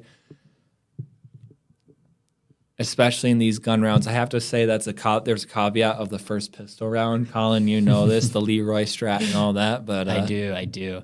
And I want to mention one of the main differences between lower level play and higher level play, such as this, and this kind of goes to for any of those who don't necessarily play the game too much or just don't know too much about the game and wonder what makes this high level play, what makes this immortal or some of the best in the America's ranked play. And that kind of comes down to just being patient, really having that team coordination. And for example, when you and I, Mitch, when we play, when the round first starts and we're playing on defense, we usually see kind of 3 people coming out right away, and they're just kind of pushing. They don't really have a lot of thought process. They don't really try to gain information. They kind of just kind of full send it, and that's kind of something that I myself would like to see going into some of the games that we play, and trying to implement some of that kind of strategy. Some early patience, but Xeon's going to be able to get the shorty kill on the flows, the nasty shot. He's going to get flashed, and his Meep is going to get the shot. Billy with a nice trade there. But as we've been talking about the strategy and what separates the good from the great, DSU's going to run away with this round and really take the hurt to School of Mines. They're going to be back on the save, the broken buy, as we see a Stinger and a Marshall be bought up. But yeah, that exactly what you said, and I'll try. I guess I admitted that I was your captain earlier. I'll try to put. I don't. Always neck. It's always Nuko, everyone. Always neck. But as you said, it's definitely a lot of these patient plays and able to mix it up as well. I know when I first started playing Valorant, one of the biggest tips I heard was if it's not broken, don't fix it. And so if you're winning rounds off of a strategy, there's no reason to change your strategy if you just keep winning. But a very nice headshot on Billy there for Garden. Flows is in a very dangerous spot. The molly doesn't quite get him, but Fuzzy will fall through the smoke. It's down just to Flows over here. Not able to do it. He's doing a lot of damage, though. Having to use both KJ utils there and kind of take some space as they get on C site here. Going to be a 4v3 situation. However, Sova's taking some damage. Fade as well, though, so it's going to be a little bit of an even trade there. But Kraken now playing with a Bucky here, just kind of waiting it out, trying to get some slow play. That's another skin. I'm just to go back to that real quick, is the Prime Vandal that I never saw anymore because I had so many Vandal skins. And it's one of my favorite skins too. But there was Glitch Pop, there was the Dragon skin, but now I'm able to play with all of them. Frog Fan's gonna get revealed. Not quite able to use the weaponry to deal with him. Apple's gonna get the lucky shot from the stinger, but that was DSU's round to lose, and they don't drop anything there. Yeah, that was really strong. After they had the first full buy opportunity, they really took advantage of that. And now they kind of flipping the table. Maybe these triple site maps are just attacker sided. You never know. Maybe we'll call that here. I'll put it this way. I think that a little bit more control lies in the hands of the attackers. If that makes sense. I think it's something that I've pointed out several times is you're able to set the pace when you're on the attack. You can dictate it a little bit more. And I do agree with you in that sense. You do have the clock against you. Billy going to be ducking under shots. Billy's crosshair, the crouch peek there. But you do have the clock against you and you're on the attack. But kind of with that, you're able to just abuse it. You're able especially on me, when it gets to a minute and there's been one kill and no spike plant, I'm like, something's up. Yeah, especially when people don't have that mental clock quite down, nailed, and they don't really know how much time they have. Like, okay, do they have enough time to rotate? Can they even rotate? No, they can't rotate, and and then they're already there. Yeah, they're already there. Okay, DSU gonna finally be taking sight, but they need to be watched. They're gonna have the turret watch. Appa here trying to flank, but it gets noticed by the KJ util there, and looks like Lunchbox is going to be planting by Box there. Meep's going to deny the original plant. Lunchbox is going to be planting Two more the KJ ultimate. Oh. That's a dangerous spot to place as that wall is pennable. It will be shut down, and it's down just a Frog Fan. The dude's nuts, but this will go up against some of the three best players from School of Mines, and yeah, he will fall. Meep is going to be getting the defuse. That'll be a tied game. I think DSU's fine. They should have the economy to come back into this, though. Yeah, I agree. I don't think that they're definitely out of this by any means. We see Xeon buying an op here, getting a little bit frisky. He is on Jet. He's not on the dedicated, I'm built around this weapon agent of Chamber, but... You're saying that he gets a pass? No, I mean, a Jet operator goes together like peanut butter and jelly. I tried to come up with something more special than that, but I just had to stick with it. But, what's weird, though, is he's not going to be peeking out C long, which is where you usually see the operator go towards. He's going to be pushing up. I actually think he sold it, not going to lie. So he's not quite going to be seeing He does have operator jet there. knives this round as well, so maybe he's playing for those. We see Flows playing on the same box as he has in previous rounds here, as DSU kind of pushing through Garden, seeing what they have to work with here. This is another little key fact that I'm noticing just now, is that by playing this slow, Jets usually will pop their gust because now it's on a timer. They'll pop it right away. Flows just he's gonna get cornered. Traded. And it looks like they DSU, might Billy's have a site. Billy's on such low HP from that. But the Jets pop that right away usually, and then they peek out somewhere. So by playing this slow approach, you're able to weight down that utility, and now they don't have an escape plan. Fuzzy able to get down Lunchbox. We have one person playing Heaven and two going through main. No ability Xeon for gonna get any one. players. Billy, he's going to be taking down. It's down just to Xeon. It's effectively a 1v1, but Billy can call Has the him dash. out. Billy can call him out because Billy can still see. He's right in front of him. No way! And he gets the shotgun! Oh, wow. We're going to have to see that come back. Billy will inevitably fall, so no resurrection for the player there, but just Billy going down, the ability, the ultimate from KO. When you're down, it's like Apex. You're not out entirely. You go down. So, yeah, I don't think you can quite ping, and you can't reveal their position on the map, but you can see them. With a team like DSU, you're calling that out. every day of the week. So he's saying, yeah, he's right in front of me, right in front of me. And Xeon knows exactly where the Omen's at. He does get flashed here, which is just great utility from McCracken, but Xeon with the shotgun in the pocket. Oh my Always gosh. count on the Xeon shotgun. You have to imagine that DSU's comms are just screaming at each other like, no, he isn't gonna go that way. He's going this way. That has to be super Xeon scary. pushing in and he's able to get one. Fuzzy was on the trade though, flows as well. It's down to a 3 versus 3. Billy's once again in a low area, but while we're going off on this replay, School of Mines has taken it to DSU on the retake. An explosive round from the offensive side as both players are now playing up towards the defending spawn, apparently. We will be seeing Flows and Meep here trying to play together here, get some intel for Flows to try to get a nice pick with his knives. That's a nice trade, but DSU doesn't have the numbers to keep doing it. They're good for one, but Flows is right there, and with plenty of time on the defuse, is going to be able to get this round, keeping this game all tied up. And a Thrifty at that. That's really going to hurt their economy a little bit more. But of course, there was only one opponent for SDM to actually, work with. So they didn't get too much value out of that Thrifty. No, but they're still able to run away with the round win. So it's only Billy in the whole lobby not able to buy heavy shields. I take that back. Apparently they're buying for him. I think it was Xeon bought the gun. Yeah, he's at 100 credits now. Yeah, going to be having to full send here if they want to try to keep up the pressure. But we see Flows now buying an operator.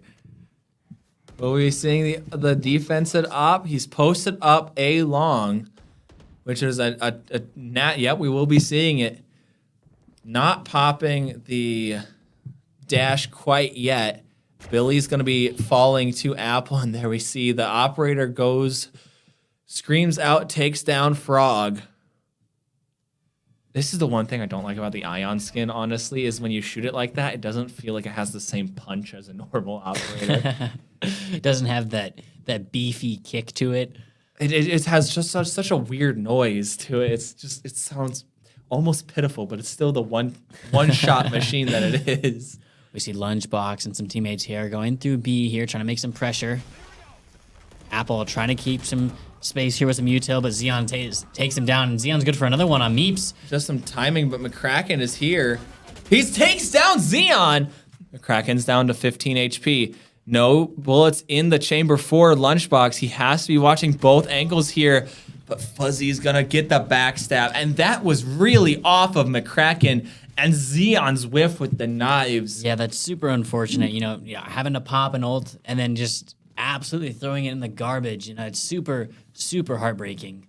But what's insane is Flows is able to keep a hold of the operator. Bringing this back will be a lot easier when you're able to buy the operator and keep it into the next round. He's still sitting on 4,000 credits, so win or lose this round, he's going to be able to buy into another one anyway.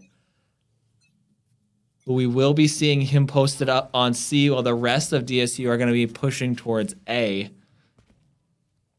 So fortunate call for DSU. However, I would say that Flows has been playing towards A, so maybe it's just we want to challenge the operator. Or maybe there's some secret comm read that I'm not privy to entirely. See Fuzzy and Apple here playing on A as DSU pushes through sewers. Oh, that's Xeon lit. Or no, not Xeon. Who's on the fade right now? Jay Mula. Jay Mula, yes. Yeah, Jay Mula taken down to 9 HP. Super unfortunate there as he just gets shot right through the smoke. Meep's going to be keeping a lockdown of this grass area. Nobody can push through while that recon dart is up.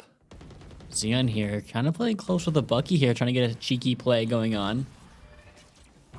He gets detected by the Fade Eye and jumps up immediately, gets taken down by Fuzzy. Not quite able to get it, but the rest of DSU is able to get the trades. Jamula staying alive here as it will be falling back into sewer. It is a 4 versus 3 retake in favor of DSU. We will be seeing the Sova of Meep on the back foot here, taking the flank. Play very careful here, and we see the KJ ult goes down.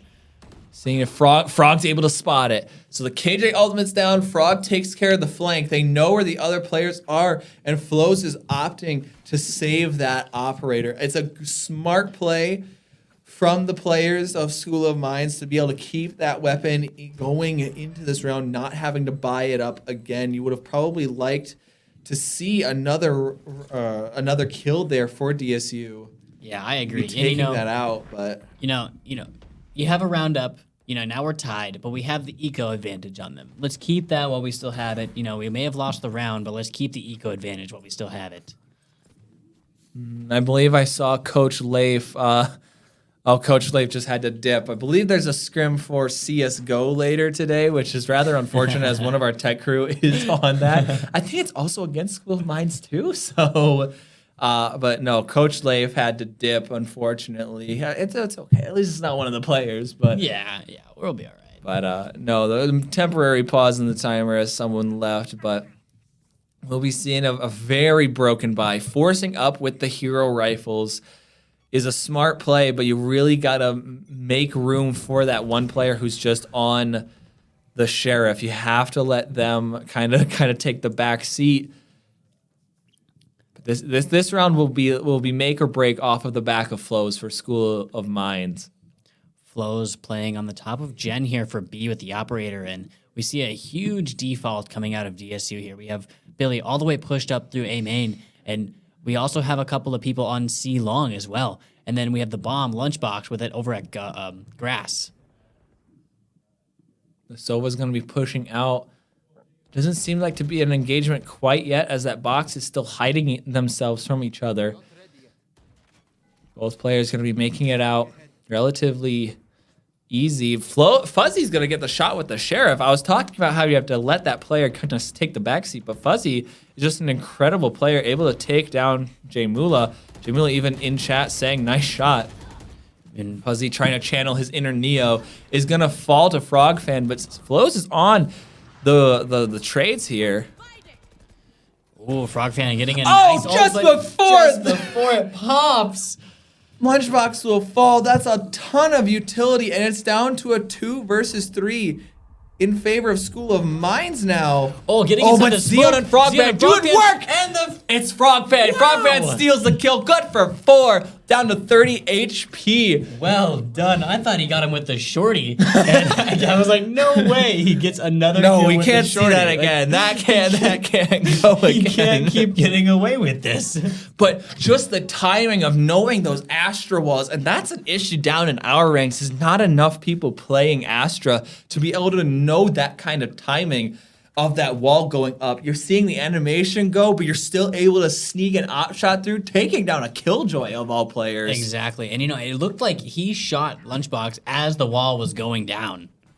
Which, that is a horrendous kill if you're DSU, as it's a ton of utility just down the drain. It flows!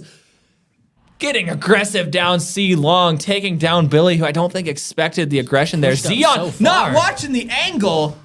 He's lucky that Lunchbox is here, but both players are taken down to roughly 24 HP. Flows is able to get the wall bang onto Lunchbox too. The man is going off, not going to avoid the fade utility. It's down just between him and Frog Fan, but the shots are going wide. Frog Fan able to get him, but also down to 30 HP. They're really hurting for health right now. Frog, you better appreciate that piece of art. It's a perfect outline of your head behind that wall there, as they will be aggressing towards the A site. Zeon's going to be rushing forward with the spike. It's just down to Fuzzy, who's sitting on relatively full HP.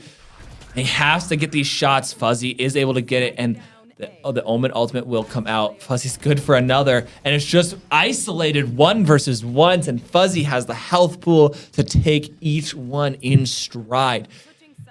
Wow. It's still tied up. What a tied game. This has been I don't even know what to say.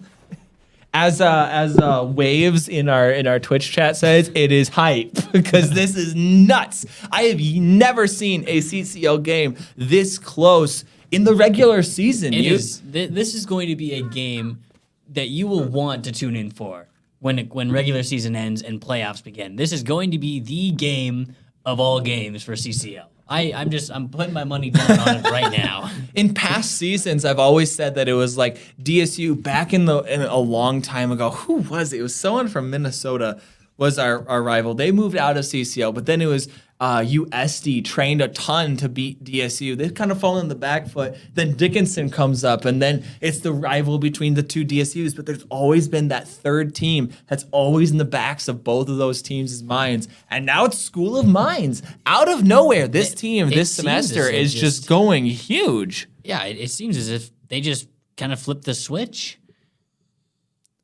And now we'll be seeing School of Mines on the attack. They had some early numbers up towards A. They're still kind of floating around there, but Flow seems to be wanting to switch it up, maybe get some space over on another site. Fuzzy's going to put the turret down. I believe you can hear that if you're Frog fan over in that cubby area, so you got to know someone's here. Oh, Jay Mula's going to get coming out here. Frog's good for Frog's good for one. Flows is going to get the trade. Flow's good for two, actually, on the execute. He's going after Frog Fan, going to get that kill as well. Flows is just on another level this game. Running around with the frenzy of all guns. Getting a nasty kill. Lunchbox from downtown, not quite able to get it as Flows is looking for the ace. Now still sitting on 100 HP. Oh, but Meep's gonna steal the ace away as he takes down Xeon.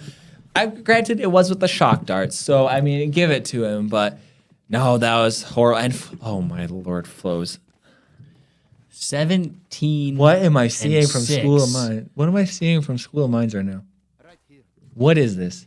Excuse me. This is like I don't even. No, just the buy. What is this? Excuse me. You're buying 2 players down to 0, 2 to 50 as you opt into 4 rifles. However, it looks like DSU might be kind of reading something like this because we see 2 of DSU's players are going to be buying shorties here. So we're going to be seeing some very cheeky plays here as looks like Lunchbox is kind of pushed up tight here. Oh, but he gets revealed. It's 1. He's good for 1. Okay. That's okay because that is a huge amount of eco taken out of their team there. I actually think that was the one with the Spectre. I just had to point that out. No. I think that was no. It was Kraken with the Spectre, but he picks up the Vandal anyway. That would have been tragic. Oh, Billy with a very nice double dink there with a classic. Now we're doing damage. Now we've taken one of the rifles. Then we've taken 2, and we've taken down Flows. It comes down to a 2v2 situation here. McCracken's good for 1. Billy now with 20 HP. Gonna have to make something work here with a classic. Gets a nice click there. Oh, he's good for 1. Not quite able to take down Fuzzy, but Colin. There's 1 player left for School of Mines. That was beautiful. They are going to have to force up so hard here to be able to keep up with them now in terms of eco. Yes, they may have lost the round, but they're going to be so well fit for these next couple of rounds here moving forward. DSU, they will be buying 3 people down to 0, so this is kind of flip-flop of this last round. This is a must-win round for DSU, but I think they're only running into 1 Vandal, a couple of Sheriffs. Sheriffs can definitely get the job done, but I think it's Meep. No, because Meep, which one was on the KJ now? You screwed me up. Which one is it? Fuzzy's on it. Fuzzy's on it now. Meep's on the initiator. They switched roles, and it's going to mess me up this entire time. Meep now vulnerable here. Going to have to play careful here, but it looks like he pushes up forward. Going through Garage here. Looks like 3 of them are. Xeon's playing his life. As Garage is completely smoked up, it is the 1 rifle on Fuzzy pushing up towards B, as now they're calling it out, waiting for the rest of the team. Yeah, it looks like it's going to be a B hit. This is just Jay Mula really Billy here. and Frogman reading the play here. They're going to play inside of the smoke. Billy debating whether he should throw it on Oh, Jay Mula! And Jay Mula gets a 3! What was that? Jay Mula good for 3, gonna fall to Really Fuzzy. Good for 1 and good for 2 as well. Way to shut that down. I need to see that again because it just looked like they lined up. They finally push in, and we're seeing mostly Billy, but he's good for 1. And then as the plant goes down, he's just spraying through. Wow. Gets the wall bang headshot for the first kill. I think the wall bang was actually through his teammate. I think it's just a collab because there is no other icon for it, but able to take down 2. Well played, Jay Mula, able just to spray through the team there. They're still down by 1 round, but they didn't lose very many. They lost 1 player, so they're able to buy back up. Making sure you keep that eco there. That was very well done. A must-win for both teams here, especially for School of Mines, as they are on the buy save death loop, as I like to call it, because you just end up not gaining any ground. We will be seeing 1 kill from Billy as him and Xeon are going to be getting aggressive. Xeon's going to fall to Kraken, though. Billy playing up super close. You're going to have to be careful for grass here. Knows that he's there in garage or in window. Oh, he's not able to get him. 8 bullets left. McCracken is getting aggressive, but Billy, he's going to back out using the flash as cover. He makes it out scot-free. Full HP, and he's doing a ton of damage. He got 1 kill, took the breach down to 1 HP. Apple is just going to get sprayed up. Frog not quite able to get a spam through, as Slow is able to get the trade, but it's a 3 versus 2 in favor of School of Mines. They're not able to get the plant, though. They're going to run away, though. This isn't an A execute. Super smart. Of course, it looks like the Omen TP is going to be coming out on C long here. Yeah, and they're going to be able to get the plant down. This is a great play. Even though the rest of the team was running there, you're able to get it down sooner, so the timer is shorter for the forces of DSU. It's Billy and Lunchbox, 2 very smart players here. And this really comes down to just game sense. You know, you knew that both of the people were there, or maybe you didn't know, but you just kind of had that game sense knowledge there. You know, you can TP and pretty much plant this bomb scot-free, knowing that none of them are going to be on that site. Oh, McCracken is able to take down Billy and Flows with the long-range Phantom taking down Lunchbox. Good for 3 this round. And they're just going to extend their lead by another 2 rounds. DSU, though, they were able to keep 2 in their back pocket, so they were able to get that round well enough that they're able to come back into this. You know, Mitch, I understand that we're not, maybe, immortals and radiants by any means, by any stretch. But, I have to ask, what do you think that we should be trying to work on a little bit more going into these next rounds and trying to regain some ground here? From DSU's side, what it just seems like is taking a lot of these wide peaks, especially what you saw down C long as Billy was trying to push up. He didn't really respect, as we're seeing the Marshals do work. Down on A. Able to shut down the A push there. But you saw Billy kind of peek Cubby super wide and wasn't really I don't think he expected someone to be playing there. And really, we're just losing duels, honestly, which feels bad because then you can't really put Fuzzy. Getting the jumping shot onto Xeon. Comes down to a 3v4 situation here. Looks like School of Mine going to be kind of pushing towards A here. It looks like all 3 of them are going to be going through A main. And that's what I'm talking gets about. Jay Mula. Jay Mula pushing out so far. It's down. Playing close. Gets 1. Doesn't quite get the second one as he gets traded immediately. Now a 2v2 situation here. Heaven being smoked off. They kind of have sight for free here. That's what I mean. We're not really expecting them to push up as fast as they are. McCracken's going to dodge the molly. Not going to be able to TP away as he gets hit by the knife. Now, a lot of util here is still to be thrown out here. Oh, Fuzzy's going to get double flash. Going to give Lunchbox the space he needs to push into this. He's good for 1. He does have the stinger. He knows where Fuzzy's at, but Fuzzy's able to get the headshot with the Vandal. Fuzzy earning himself a 4K. Bringing us up to double digits now for School of Mines. This is scary. This is dangerous territory. We will be seeing DSU back on a bye. But this is must-win territory for 2 reasons. 1, you have Billy buying down to 0. Xeon, Lunchbox, and Frog not looking too healthy economy-wise either, so you need to get this ball rolling again. However, you lose this round. You're at 11-7. And then you have to make the really bad decision of, do you force up or do you potentially lose, and then you're at an even worse spot going into match point? Exactly. Or do you give them that round with barely a bye at all, or a full save, and then you fight constantly on match point? And that means you have to win 5 rounds in a row. And with how close this game has been, that's a really tall ask. We see a lot of Mines here pushing through garage as they make their way over to C. Fuzzy going to be dropping down the ult, thinking about it, just kind of waiting till their team gets coordinated and they throw it down. We don't have any players from DSU or any characters really. Billy gets a nice shot on Flows. Billy's good for one. That's important. But I don't think he's able to get out in time. Yep, no, Billy's going to get caught, but they do still have the man advantage. Xeon actually going to get 2. J-Mula as okay, well. Okay, the only okay. 2 are going to be on site here as they try to retake here with full util. Not enough time to get through C-Long. Meep gets 1, but Lunchbox gets Meep.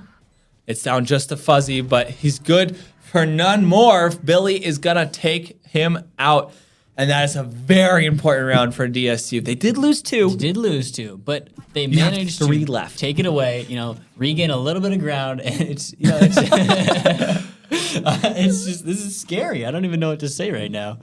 I'm going to be honest. This is the first time in a long time where I have felt that not only could DSU lose, because we saw during the playoffs, during the finals, that DSU is not immortal. Correct. Well, they are immortal, but not undefeatable. Yeah. But also that's just this close. I And mean, it's like, I haven't seen a competitive game like this from DSU in a long time. We're seeing a Xeon judge too, everyone. He's going to pop his knives for that long range. Meep is going to, he's able to dodge the knife. No, he got hit by it actually. But Xeon. He hit for 50 there. Playing now with the judge, very close. We do have all 5 ultimates for DSU as well, so they're in an excellent position to take this to 10-9. However, they're still playing from that back foot. Yeah, I was just about to mention right before this round started. It's so exciting to see that this game is so winnable.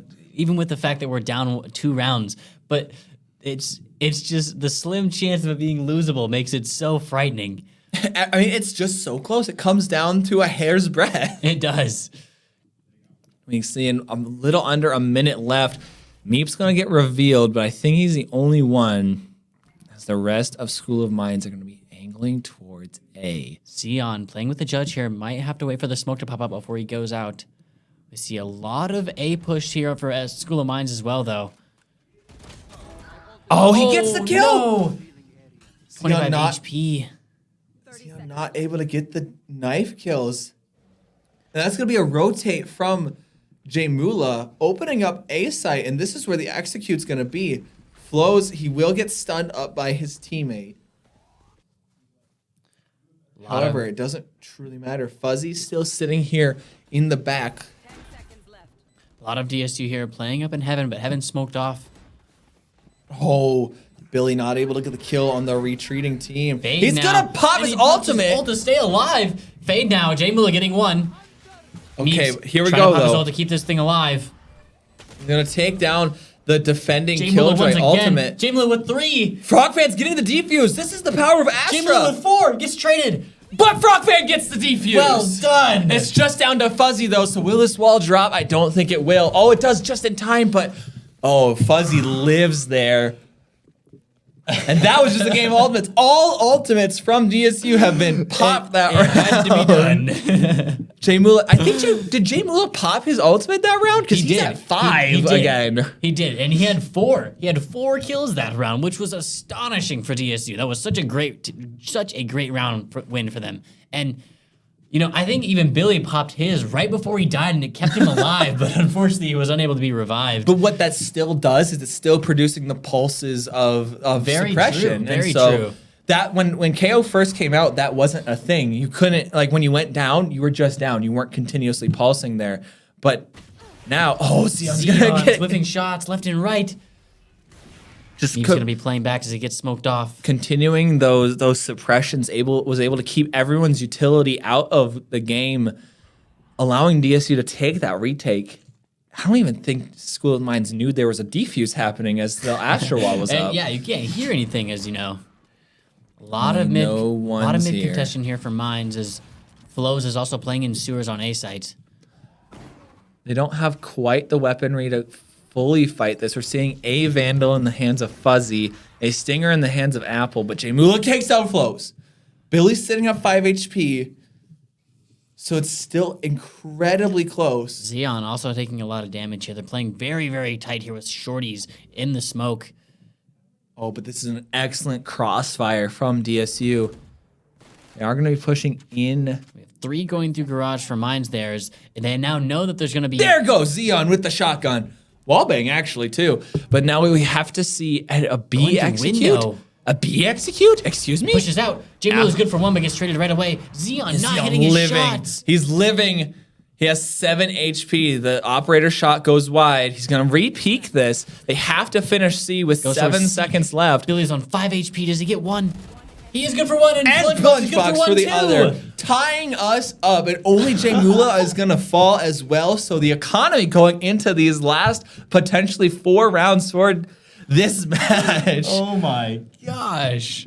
Now, I got to point out, we're seeing some excellent plays from Flows and Fuzzy, both on 21 and 20 kills each. Our next closest are going to be Xeon and Frog Fan of 16 and 17, but we're seeing, I want to say you kill Flows, you kill the carry, but we're seeing Fuzzy stick it up there, too. I think that, it doesn't really come down to just killing. Obviously, if you kill all 5 people, you win the round. But, frags does not always equal wins.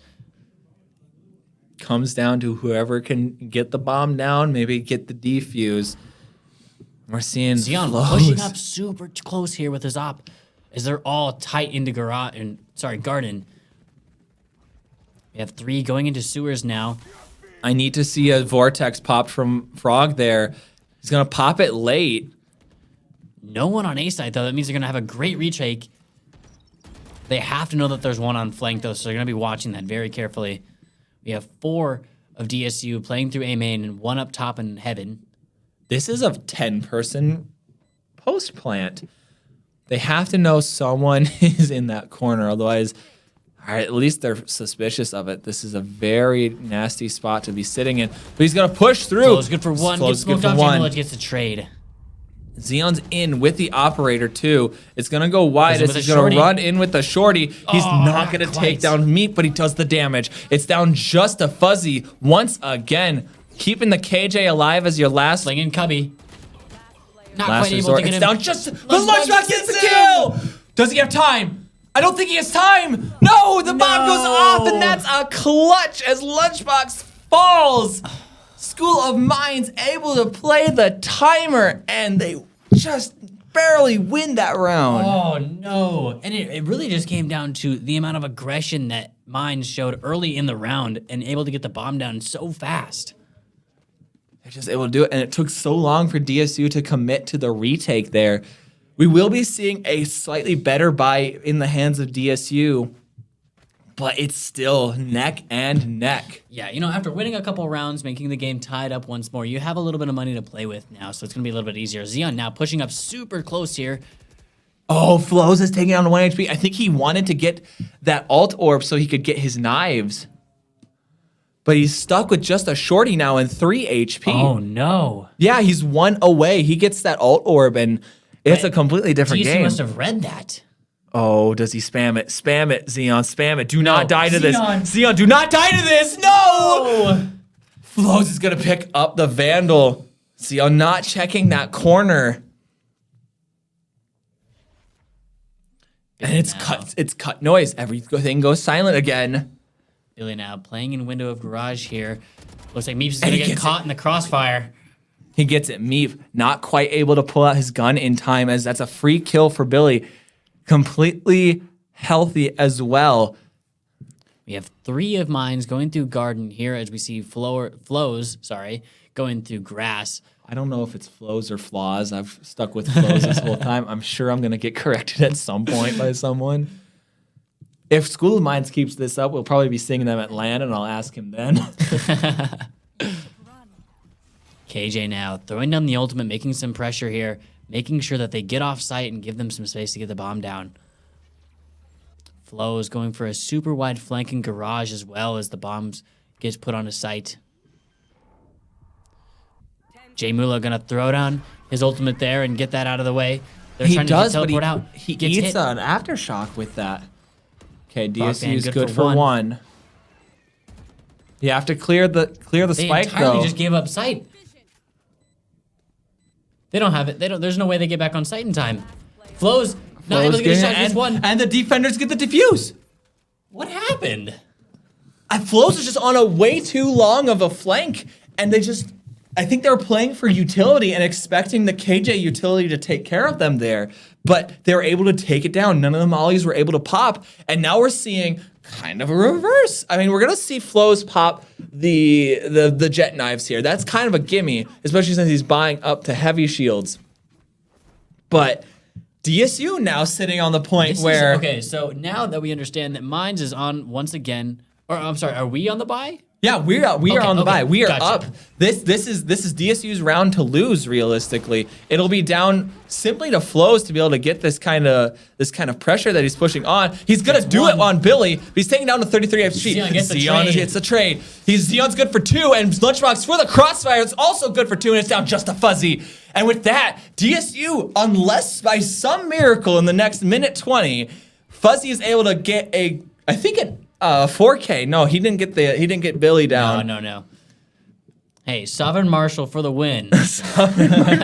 Sovereign Marshal in a dream. I'm not putting anything to chance, but Fuzzy is pushed against the wall. We're looking at a very likely DSU match point. Zeon's gonna be watching this angle. Oh, he spots it, but Fuzzy's good for 1. Oh, the shot goes wide. And of course, Jmula finally spamming it down. And we are going to be on map point for DSU. That's a good feeling. After the Lotus game, that's a really good feeling. It makes me very scared. And we see that School of Mines not on an entirely, an entire full buy. Fuzzy not able to buy a Vandal here.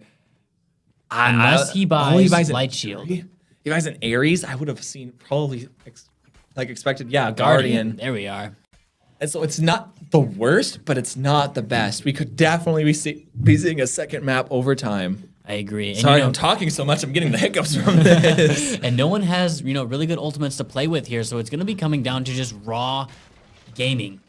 Raw game, raw skill, raw aim here. School of Mines are going to be pushing up into Garage first. Meep, he's going to be taking down the boom bot. Not the boom bot, the alarm bot. Some presence in grass, a little bit of presence in garage as well. Gonna be pushing through the smoke. No, Lunchbox spraying through the smoke now. Really, I would like to see Frog maybe leave A little bit since we have Jmula watching that. Gotta be super careful here, Billy. Very good knife throw. Gonna get he's gonna get 3. Gonna throw it down. Make sure he clears some space open. Make sure that they don't push right away. That's a lot of space gained. 45 seconds left in this timer. Kraken taking down a little bit of half face. Oh, and Billy gets the first kill. Billy gets first kill. He pops his ult. He is going to be lit, and he gets taken down by Flows. But he has great eyes on B main here, so he can understand exactly what's going on. None of his teammates have to peek. And there we go. We hear the res. It was just tapped, so Flows is going to check. But Lunchbox gets the spam! And Frog Pants are good for another. 2 seconds left, and they bring back Billy, so it's still a 5-man team in the hands of DSU. 2 players left. It's Apple. A McCracken falls, and Frog Pan takes it down! Takes it away. Oh my god. A flawless round to finish out Haven, and we, Colin, ladies and gentlemen, will be seeing a map 3 here in this match for CCL Valorant. And look at that. Look at that. Flaws and Fuzzy are top fragging in the lobby, but the rest of DSU is on their heels. So it doesn't go down to the one or 2 people carrying, but wow, that was an amazing game from both teams. I need to That was amazing.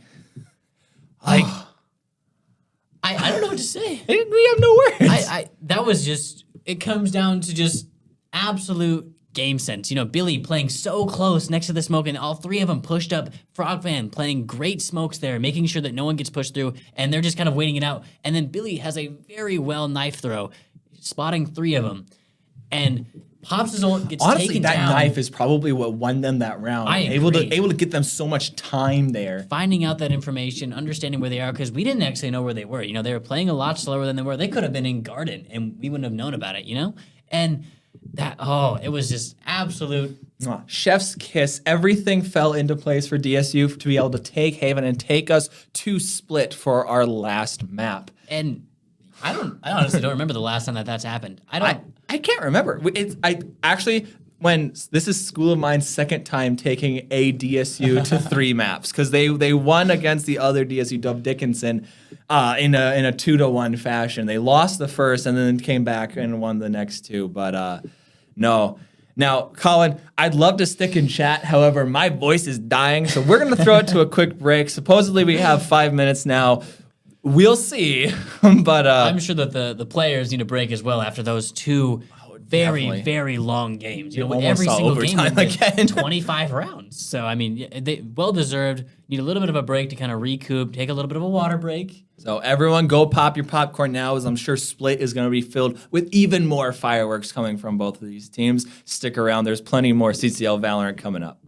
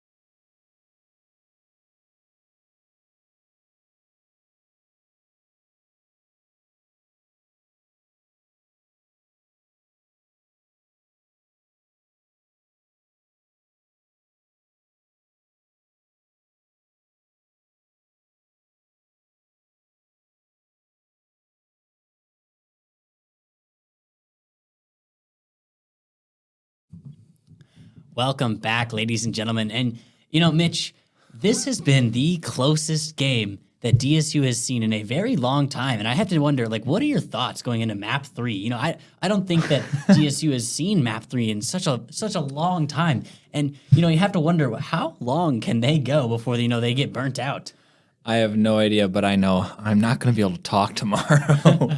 We will be going into Map 3 right away as both the teams are ready. Everyone's back. We're going into Split. Well, you see Billy immediately lock in the Viper, but and how long can they play? I know some of these players, especially like Billy, Lunchbox, and Xeon, they play this game like it's a religion. They're constantly on.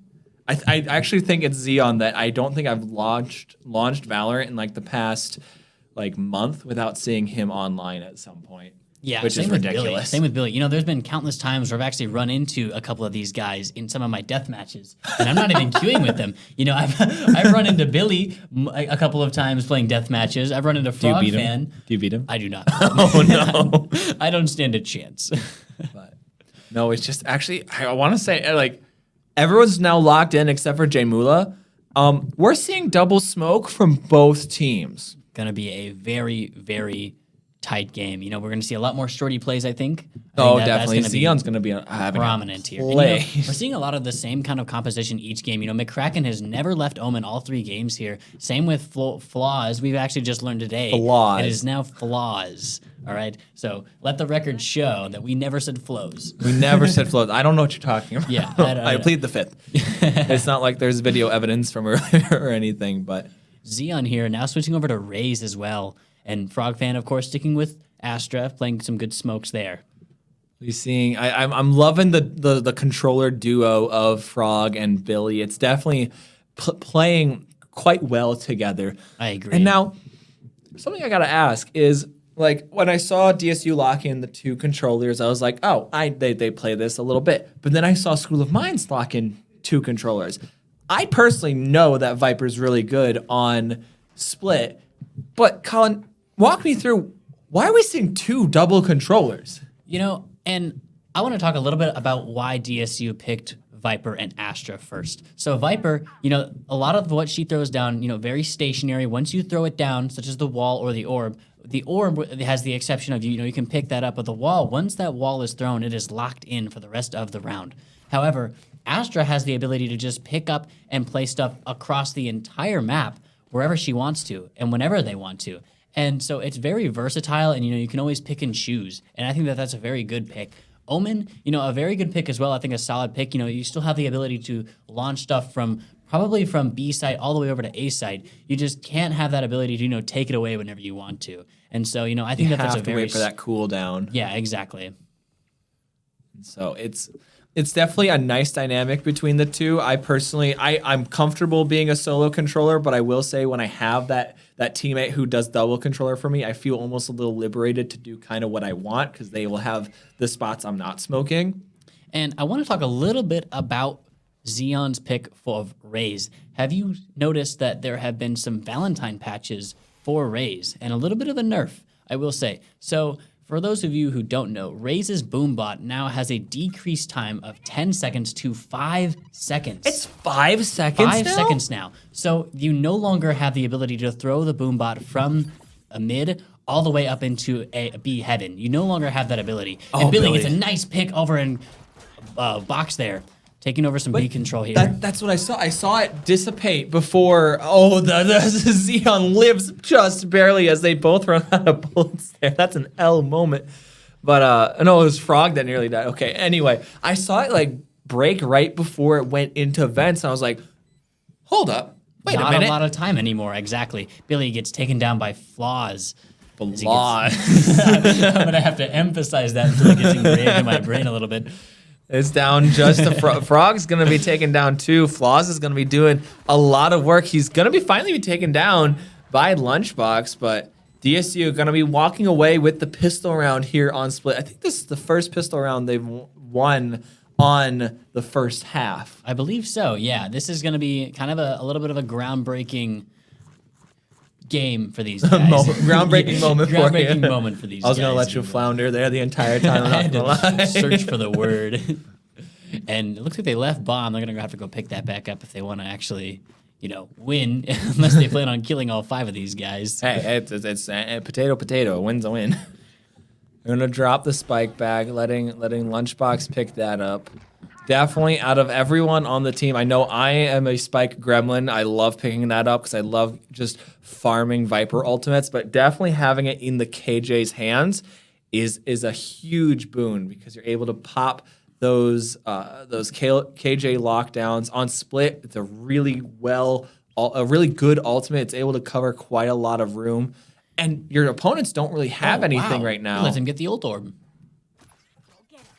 Your opponents don't really have anything that can really take care of the ult orb right now. Wow, that boombot does not cover a lot at all. They really dropped it to 5 seconds? It is going to be very hard to try to clear areas now that boombot has been decreased in time span. And, it's going to be very hard, and I see, they take him down, taking down Fuzzy there. They take a lot of B-heaven space here. Looks like McCracken's going to try to get some space here with the flash, but Billy's going to take him down. Billy whiffs on the molly just a little bit. Billy's not going to get the kill. Apple going to get the gun upgrade, going to take down his Viper counterpart. It's a 3 versus 2 in favor of School of Mines, and they're coming back in this force-up round. Not a lot of HP for Killjoy here. Meep's going to have to play careful. Doing a lot of jump peeking. Drops down. 10 seconds left to go here. They're going to have to make a hard push. Lunchbox getting the first kill here. Lunchbox has to get the plant down. Frog not able to get it as flies with the long-range stinger. I thought this gun was nerfed, everyone. And he's able to get it. They're going to take him down with the gun upgrade to a Phantom of all things. DSU was trying to take a read out of School of Mines' book and buying up to the full rifle. Didn't seem to work for them this round. Yeah, and I was gonna say, due to just the results of that pistol round and some of the early bits of this round in particular, I thought this was gonna be a much different game. But no, we're seeing School of Mines, we're seeing DSU keeping this competitive. We're tied up already. Exactly. Yeah, there's never been a time, with the exception of game 1 when it was 3-9. There really hasn't been another moment where one team has been absolutely destroying the other. It's been pretty close for the most part. It just goes to show that these players, a lot of improvements have come from School of Mines to be able to keep up with the big dogs of DSU, and they've put in the time, they've put in the work, and they're able to fight they're fighting tooth and nail, but they're able to keep it competitive here. Lots of mid aggression here from DSU. Looks like Xeon's gonna satchel into vents here. Going down into mail. Looks like McCracken's playing there. Gets a nice bucket shot. Takes down McCracken. We love seeing those Bucky kills. I'm not nearly as fortunate as Flaws gets taken down by a frenzy. Too many targets. Xeon's not able to get it, but does a lot of damage to Apple. Oh, Meat's gonna get the nice Guardian headshot on Frogfan there, playing in the screens. Gets taken down by Billy as Meat looks like he's gonna get vulnerable. And now a 4v1 situation here. Shorty kill. Oh, with the grenade! From the grave, Xeon gets another kill. What a jump shot from Fuzzy there. Just nothing to lose. Like you said, we're going to see a lot of shotguns, and we're seeing a lot of shotguns. This is the Shorty's been bought, I think, every round so far, and we saw a Bucky there. But yeah, and I want to go back to the Raze pick one last time, just before we kind of close the books on the whole nerf that Raze has been given. I think that it kind of buffs Sky a little bit more, just because the dog that Sky has now lasts way longer. Doesn't do, I don't know how much the Boombot does in terms of damage per se. However, I do know that the Sky Dog does about 30 damage, which is a really nice damage. It's able to get a kill, and when you kill someone with it, Sky says, "Good boy." I've gotten it exactly once, and when I heard it, I was like, "Hey, yo!" Anyway, DSU going to be pushing onto site. Oh, Kraken's going to get it, but Lunchbox is there for the trade. It's trades back and forth for both teams. DSU coming out on top, however. Meep trying to get some classic shots there. Billy gets one. Oh, but not right away by Fuzzy. Not quite able to get the kill there. If Billy had gotten that, I don't even know what I think. That'd be classic god. Granted, this is the guy, who was it? I think it was TSM Wardell that he took down earlier. He did not want me to brag about this, but earlier, I think it was this week, Billy was in a match against TSM Wardell, and kind of wiped the floor with Wardell. He ended up losing the match and going negative overall. No, he did. Did he win? I can't remember whether he won or lost, but he went negative overall, but just kept showing it to Wardell. If you don't know who that is, he's a pro player who, like, I almost want to say was the original Jet op. At least when I was first getting into Valorant, he was the guy who was always, like, playing Jet constantly. Tens has kind of picked up that role, but now Tens is also flexing onto a lot of other agents, as Jet has now kind of gotten back into the meta. But now Wardell used to be it, and that's why we're seeing flaws with this gun peeking this angle. You know, it's crazy to see stuff like that, to be honest. Like, people are getting paid to play this game, and they're playing, you know, obviously they're pro players. That's what pro players do. You know, they get paid just to play this game. And, you know, we see Billy, he's making a great showing against these guys. Neon with a very well-placed grenade. Neon's going to be pushing in. He's already in, but do they know about flaws? They don't. They do now. He's good for one. And the knife kill for Billy. No. The op shot goes wide. Both shorties pushing in. Billy's able to get the knife kill. Unfortunately, due to just the placement of this Viper's pit, there's only one real place they can plant here. And now they finally fought their way through to get enough room to finally get this plant down. It's still not down though, as Billy lets the ultimate fall. 8 bullets for Billy here, 56 HP. He's got enough time here, just has to get the bomb planted. He doesn't get flashed there, surprisingly. And finally, I think Spike is gonna go down. Coming down to a 1v1 situation here. Does you know that And he's there down? it is. And Billy gets a very nice flick. We gotta go back to see that knife kill. Xeon's gonna rush his way in, but the op shot goes wide. Good for one. Billy, 7 HP. I don't even know why he brought out his knife. What's there is Billy didn't run in with a gun. He ran in with the knife in hand. It's like he knew. He telepathed what his guns were and how much ammo he had in them. Gosh, and now we're going to see a pretty standard DSU lineup on the attack here. This is something that I wish I could do more in my games. I'm just not a confident enough player to be able to lurk like this on the Viper, is you're able to put your Viper wall here on A, you put down, you're able to throw your orb up ramps, so you have a lot of presence over on A, and you're able to draw a lot of attention to yourself while the rest of your team is going to rush now getting kind of cornered up there. Xeon with another nice grenade kill. Flaws taking down Jay Mula here as they stick up at stairs for B Heaven.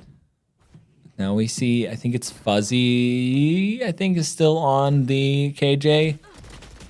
I don't know, whoever their Xeon KJ player. taking down Flaws there on stairs. The Kraken now hiding Meep, in vents. Meep's back on the KJ, and he's going to be getting the flank through mid, so there's no escape for DSU. They have to commit to site. It just seems they're a bit scared to do so. McCracken is still in mid, though. Oh, Meep, he's going to get spotted by the turret. And Frog Fan notices the lurk and gets down McCracken. All they have to do now is pay attention for this garage flank here. 2 players left for School of Mines, but it's 2 very capable players. It's Meep versus Billy. He looks away at the wrong time. Meep is still here. Meep's going to be good for... Oh, he does it! Lunchbox with the flick! Apple now has a good gun here. Oh, and Xeon takes him down with another shorty. You know, I told you there's going to be a lot of shotguns in this game. This is ridiculous. Xeon, you need to stop, okay? No more shorties. And might I say, he's doing very well with his grenade placements. I think he's gotten 2 or 3 grenade kills already, which is astonishing. And, you know, it's such a good ego boost for a Raze because it's so hard to get a grenade kill. And every time that you get 2 kills, you get another grenade. And it's just, I know that she was just nerfed, but it still feels, especially on Split and these tight quarters maps, I'm still feeling that Raze is still a strong agent, a strong duelist, able to rush in, same as a Jet, not quite able to escape as well, so not quite as well on the defense. SDM Fuzzy here, kind of feeling some pressure from DSU as they push over into B Heaven. Another well-placed grenade as Fuzzy takes some damage from that. It's going to have to back up. Other than that, though, there's not a whole lot of damage being split to either team. Yeah, a huge Billy's gonna default here for DSU. Billy's lurking around B this round, which I'm liking the mix-up because we oftentimes see Billy lurking on B. Nuko, only because you are on blue team, you will know what I'm talking about. Do you think Billy knows about the lineup to get the orb in heaven? I think he would, but I think he does. I think he does. Just with the way his wall and his orb are sitting there, they almost line up a little bit too well. I mean, he does play with another controller, so he does Huge have pressure that from DSU here, but Flaws is able to play him and get Xeon down. As the Killjoy goes down for Mines here. Oh, Chamula's going to flash up 3 players. They have to push on now. They take down Meat, but Flaws is still here. Screens there. Lunchbox gets the trade. They have to plant. 7 seconds here. Out in the open, Apple's going to push in. And with that, they know time. School of Mines is going to win this. And they're going to finally take down Billy. You had to get into a slightly safer spot to plant there.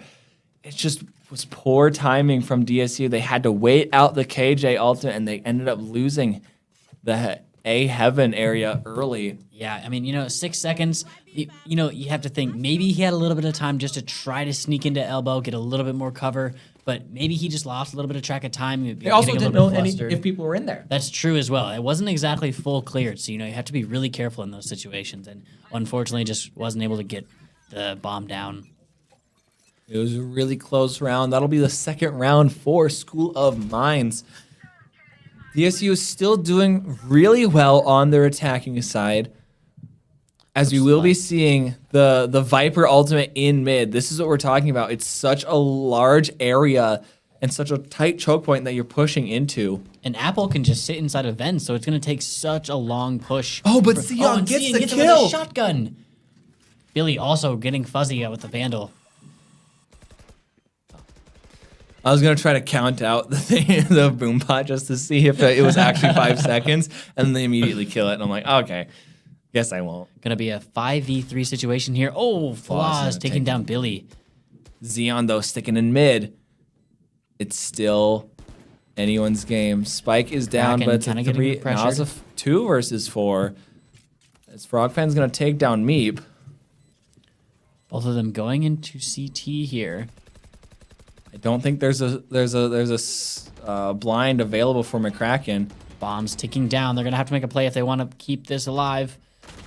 Oh, Kraken getting taken down by Jay Mula, and that'll get them another round for DSU 2-6. This is becoming a lot more comfortable for DSU. I'm definitely relaxing. This is not the same game that we have experienced in the past 2 maps, and you have to wonder: is this also an attacking-sided map? Now, I will say I do kind of.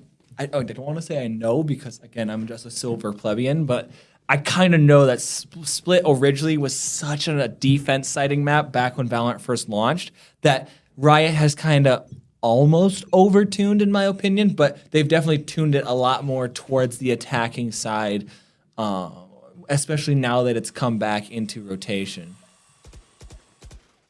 And there you go, Colin. Thank you for counting that out for me. Sorry, the reason we were quiet is we were counting the seconds of the boom bot to verify if it was actually 5 seconds or not. We see Lunchbox throwing down his KJ ult, and it looks like Flaws is kind of in a bad spot. He's going to have to move if he wants to stay alive and keep those knives up. Oh, yeah, he's able to get it, but they have to know he's back here. And Billy takes him down. Takes advantage of that. Fuzzy now with a judge. Going to have to be careful. And it looks like Xeon's going to get the bomb off. Fuzzy's good for 2. Jay Mula was able to get 3, but Fuzzy was able to get 2 there before the rocket finally took him out. All right, DSU has secured the lead going into the second half. There's still 3 rounds left, counting the one we're currently in for this half. So we're definitely can see kind of a reverse of Lotus. I agree. I definitely agree. And I don't think that what'll happen on Lotus will happen here because, I'm just trying to picture some scenarios in my head in where DSU is kind of succeeding on defense. And I really think it'll come down to Astra's util when School of Mines tries to plant the bomb. I definitely think because on B side, everyone tries to plant at the box where you have cover from B heaven. And the the grab. The vortex. The vortex. The whirlpool. I don't know what it's called. Yeah, the grab vortex, whatever you want to call it, that Astra has will prove very, very useful in that situation there. That box is wall pennable, so you see a lot of teams like spraying through it from heaven, but just applying not only to suck them into the center of it, but also apply the vulnerability towards the end. Exactly. Is able to make those wall bangs a lot easier. Billy's gonna get caught on the flank here on the lurk. As Fuzzy, I think they're just expecting that kind of play here. That'll We will take down see one of a their J Mula controllers. ultimate though. Jay Mula taking a lot of damage from the walking into it. KJ Util there and gets taken down by Meeves, but immediately traded by Lunchbox there. Flaws not getting the quite shots that he wants. Oh, but he gets gets a nice shot on Frog Fan there. Xeon getting a nice trade, and it becomes a 2v3 for School of Mines here, having a little bit of an advantage here.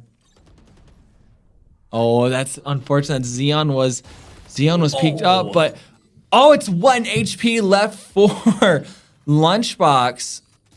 Xeon needs to play his life here. His teammate does not have the HP to deal with these two players from School of Mines. Fuzzy dropping down here silently, not knowing that he's there. Oh, it looks like Lunchbox might have seen him there. Oh, they take down the Molly too. Both players from DSU playing their lives. And Xeon finally falls. Kraken Lunchbox is good for 1. not getting the flash. He must know where he is. Oh, and he gets it with just enough time to get the defuse as well. Well played for School of Mines. They're going to bring this back. They're going to keep it competitive. They're securing the 3, so even if DSU runs away with the next 2 rounds, you're securing the 9-3 curse, but I'm going to just say it. We're seeing a very different DSU here. Yeah, I definitely Split. agree. Now, granted, I got to say, like last semester, we saw DSU just dominate on Bind. And so far this semester in CCL, they've kind of transferred that out of Bind. Now that Bind's out of rotation, not available, they've moved it over towards Split. Split has looked very comfortable in the hands of DSU. Would you argue that DSU's new Bind is now Split? Honestly, I'm gonna have to wait. I'm gonna have to wait for a season where they're both in rotation. That's acceptable. Billy That was actually just maybe a barely better question. living. Oh, popping his ult on 30 HP is going to be very scary here. Hopefully he doesn't get shot through any of the smoke. Looks like J Mo's going to try to heal him up.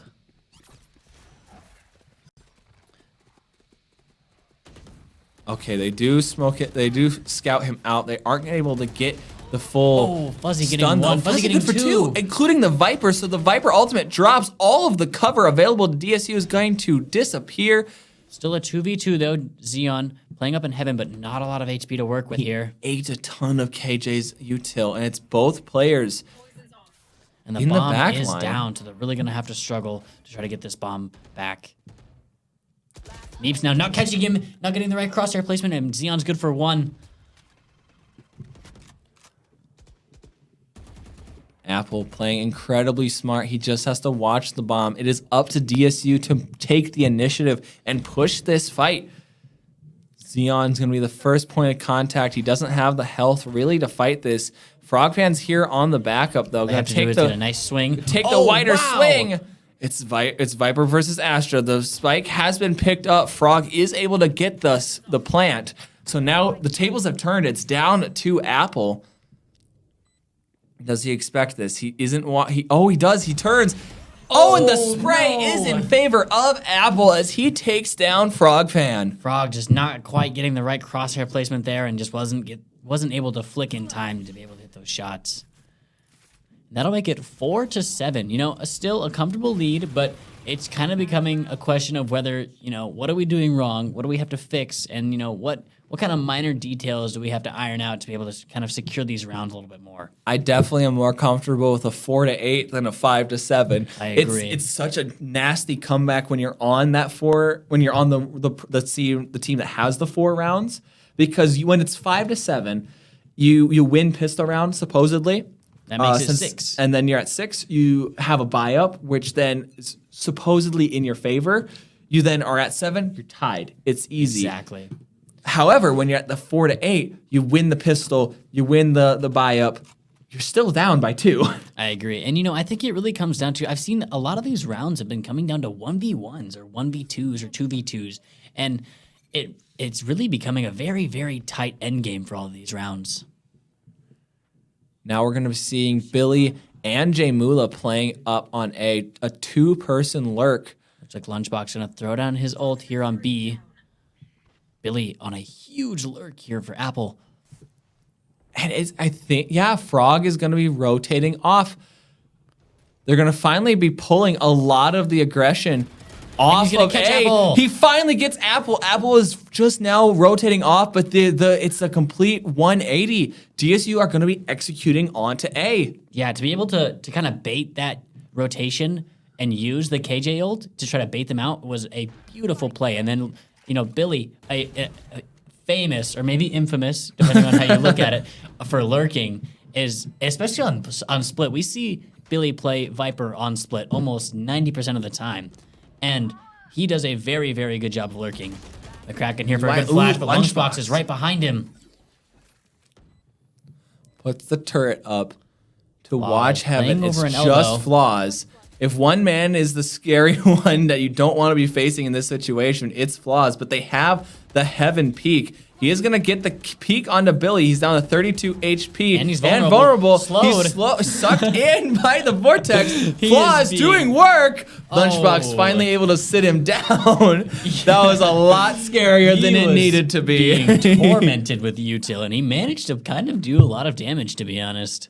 And that'll put us 4-8 in the half. A very comfortable half for DSU. This is the first time DSU is ahead in the half. On agree. Lotus, we saw a 9-3. I think it was a 6-6 on Haven. And now we're seeing 4-8 in terms of DSU. Now, I have to wonder, is it just a matter of endurance and momentum coming into Split that DSU is able to run away with this half? Like we said, we saw a 9-3, then a 6-6 where it was even, and then now it's an 8-4 in favor of DSU. Or is it that just DSU has now started on the attack where they're more comfortable, and so now they're able to run away and really control this game? Well, you have to wonder, why did they do so poorly? And I'm not trying to say that they did do poorly, but they did go 3-9 for the first half of Lotus. And you have to wonder, what's going on differently in this map as opposed to Lotus, because they came out at the exact same time. So it's not like they spent more time on one map than they did the other. And I think they're maybe a little bit more comfortable on this map. Team A is coming out for our pistol round. DSU is going to take it up to 9-4. Each player taking their own kill there, as DSU is just going to pick apart the attack from School of Mines. This is going the distance, ladies and gentlemen. And that lessens the lead from 4 to now 3. They only need 3 more rounds to make this match point. Yeah, not map point anymore. The announcer lady's actually correct when she says match point. I wish when you activate a tournament mode, you could choose if it's a best of 5, best of 3 kind of deal, so that she does say map point and all that. Pushing all the way into Vent super early here, and Xeon is able to cut him down. The judge. Of course it was with the judge. Oh, it's the Dragon Judge 2. I forget. What did Jackson name this one? I'm actually not, I don't know if I remember. Because it's Francois I don't remember. One of our other teammates on Blue Team has all of the Dragon Vandal, or all the Dragon skins named, and it's ridiculous, but... Xeon now playing in Cubby here. We have all 4 of Mines playing up in mid, all with classics too. The Judge is gonna sing for Xeon. He looks like he might die to the KJ utility, tries to stash it out, not quite. Meep is able to get the classic kill onto Xeon. Billy's down to 5 HP, so this isn't over for School of Mines. However, with that heal bringing back up to 100, there's no heal available for School of Mines. They are going to get scouted out. And Frog not moving from his post. He's going to be here the whole time. Trapped. And Billy! Oh, Billy. You can't be doing this to people. That's his second 9. You can't be doing this to people. What was that? Oh my God. He even got dinked in the face. I know Billy's grinning after that one. That He was is playing horrible. with his food, making this game 4-10 and a very, very comfortable lead. However, now School of Mines has a full buy, so we definitely have to, we won those 2 rounds, sure, but now we have to, clean Play our plates smart. off and play very, very smart in these next couple of rounds here, because if we lose these rounds, that gives them a lot of momentum. Granted, you have 6 rounds to play with. Of course. However, you only have 6 rounds to play with. Exactly. So, This is the last map that we will be playing, so you definitely don't want to throw this away. Frog fan getting a nice kill on Flaws. a long-range bulldog. Looks like the 3 players from DSU are going to get aggressive and try to take down Fuzzy, possibly collect this ultimate orb. They seem to know somebody is here. Billy, what? What? What? What? What? What happened? Okay, Omen was in his like placing a smoke, and Billy pushes through, doesn't check the corner. Oh my gosh. You were That getting is the so lucky today. That is the second time that has happened to Kraken. Billy is getting so lucky today. I think it was Billy too, because it was on Lotus where Billy's able to lurk up through B. that is a ridiculous scenario there. Frog 3 fan versus now. 2. He's gonna have 2 to get versus one 2. there. They know where both players are at. Mine's playing a great crossfire here in Cubby and in Garage there. Last Frog star fan gonna plays smoke for off one of the Frog. spots, isolate one of the fights there. Oh, but he gets gets it done. Frog, he's gonna push this, make it his 8 issue. HP, getting But he's so close. He's able to get it in. Not quite. Does he stick it? He sticks it! He sticks it! Oh, wow. What? Lunchbox with 8 HP on the brim of death, staring at the Viper snake pit. Molly, the viper, the snake bite. Oh, I didn't want to talk there because I was like, "There's no way. There's Oh no my way. You miss your gosh. Molly, and that just feels bad as your apple."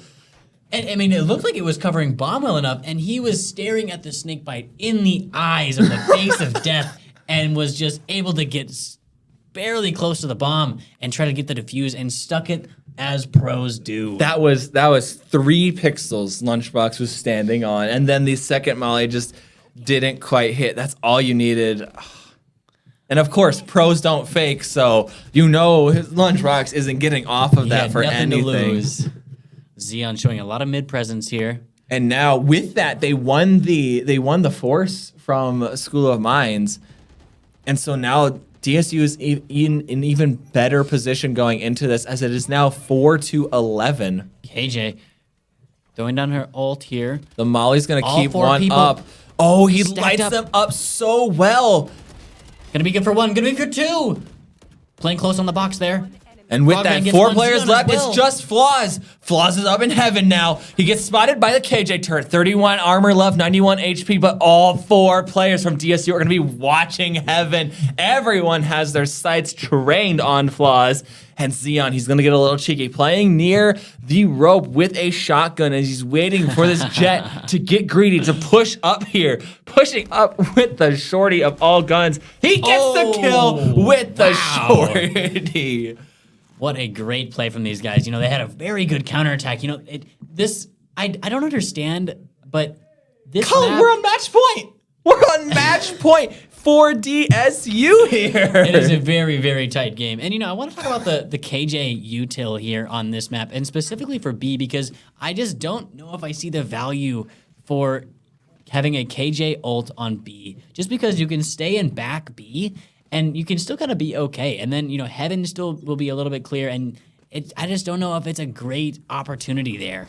I think you're just too used to playing with Jackson and his Cypher constantly on B that you're not Maybe. because I'm sure there's lineups and all that for Xeon, most of gotta B. get too close Frog there. fan taking down Flaws though. I almost said it this time. Popping his ult, throwing it down. Jaymu's gonna finish the kill onto Meep. Xeon's gonna finally be put down, but this is a 3 versus 4 in favor of DSU, and that's not where School of Mine wants to be. They only have the Viper ultimate to play with here, as they have Billy on the flank. Billy is lurking his way through sewers. It's down just to the Omen and gets spotted, it. and he gets it anyway. Billy with the final kill in this my match. DSU gosh. after such a close comeback on Lotus, DSU brings it back. I kind of want to call it a reverse sweep, although it feels weird because it's the best of 3. But DSU coming back and winning out this series, taking down School of Mines in an electric match. You know, and Xeon having such a great performance in that match alone. You know, he was the top fragger, as you know. Yeah, with let's go back to it. We still 22 have it kills, up. 23 kills in that one match. That was outstanding as opposed to some of his other matches. And it was just a great game for him. And maybe that was a part of thanks to Frog Fan and Billy having so many smokes for him. Because we saw that he had a lot of shotguns that game. Oh, his combat score says everything. 350. That's from buying shorties every time and still getting work done with them. But yeah, man, that is massive. coming back through Lotus. Lotus was a rough game for DSU. It's the first time they've lost a map in CCL, a normal season, in a long time. So And granted, this is also the first time that they've played Lotus in a league setting as well. So it's definitely nothing to really feel too down about, but that the comeback on Haven to be able to bring it, tie it up in the half. It was a perfect like story arc where you're down bad and then you come back and then you end up winning it in a destroying fashion too of 13-4. I agree, and you know, it was such a great series, and it really goes to show that DSU does not falter when it comes to endurance. They do a great job of making sure that they play well, even if it goes into Game 3. But man, that was such a fantastic game. I'm looking forward to our future games. I'm gonna press the schedule button. We'll see if it actually works. Okay, yeah, it looks like it is. We'll be seeing North Dakota State up this coming weekend on Sunday, the 19th. But stick around for March 5th, because now that we've seen School of Mines and we've seen that DSU can conquer School of Mines, Dickinson is looking a little bit more vulnerable, especially since they lost to this team. Yeah, it's going to be a very great game, and honestly, it's been so fun to watch this so far. And you know, this is the first time that we've had good competition. I'm not saying that any of the teams that we've played have, you know, granted us any other competition. It's gone to a third map. But this is the first game that we played that's gone to the third map. And that is so exciting to see. You know, it's great content. It's so much fun. And it puts a little bit of, you know, it humbles DSU a little bit too. It does as well. Yeah. It doesn't show that we are just immortal. You know, we are definitely beatable. But it was such a fun game, and we played so well. Definitely, but I would normally say that that'll be all from myself and Colin here, but actually we're only going to throw it to a break. Stick around. We do have a post-game interview. I don't entirely know which team member it is. Last week we saw it with Leif. The week before it was with Frogfan himself, but definitely stick around. Xeon. Oh, it's going to be Xeon? I believe That's so. going to be a fire interview. So you guys definitely need to stick around because we got a post-game interview coming up. Stick around after this break.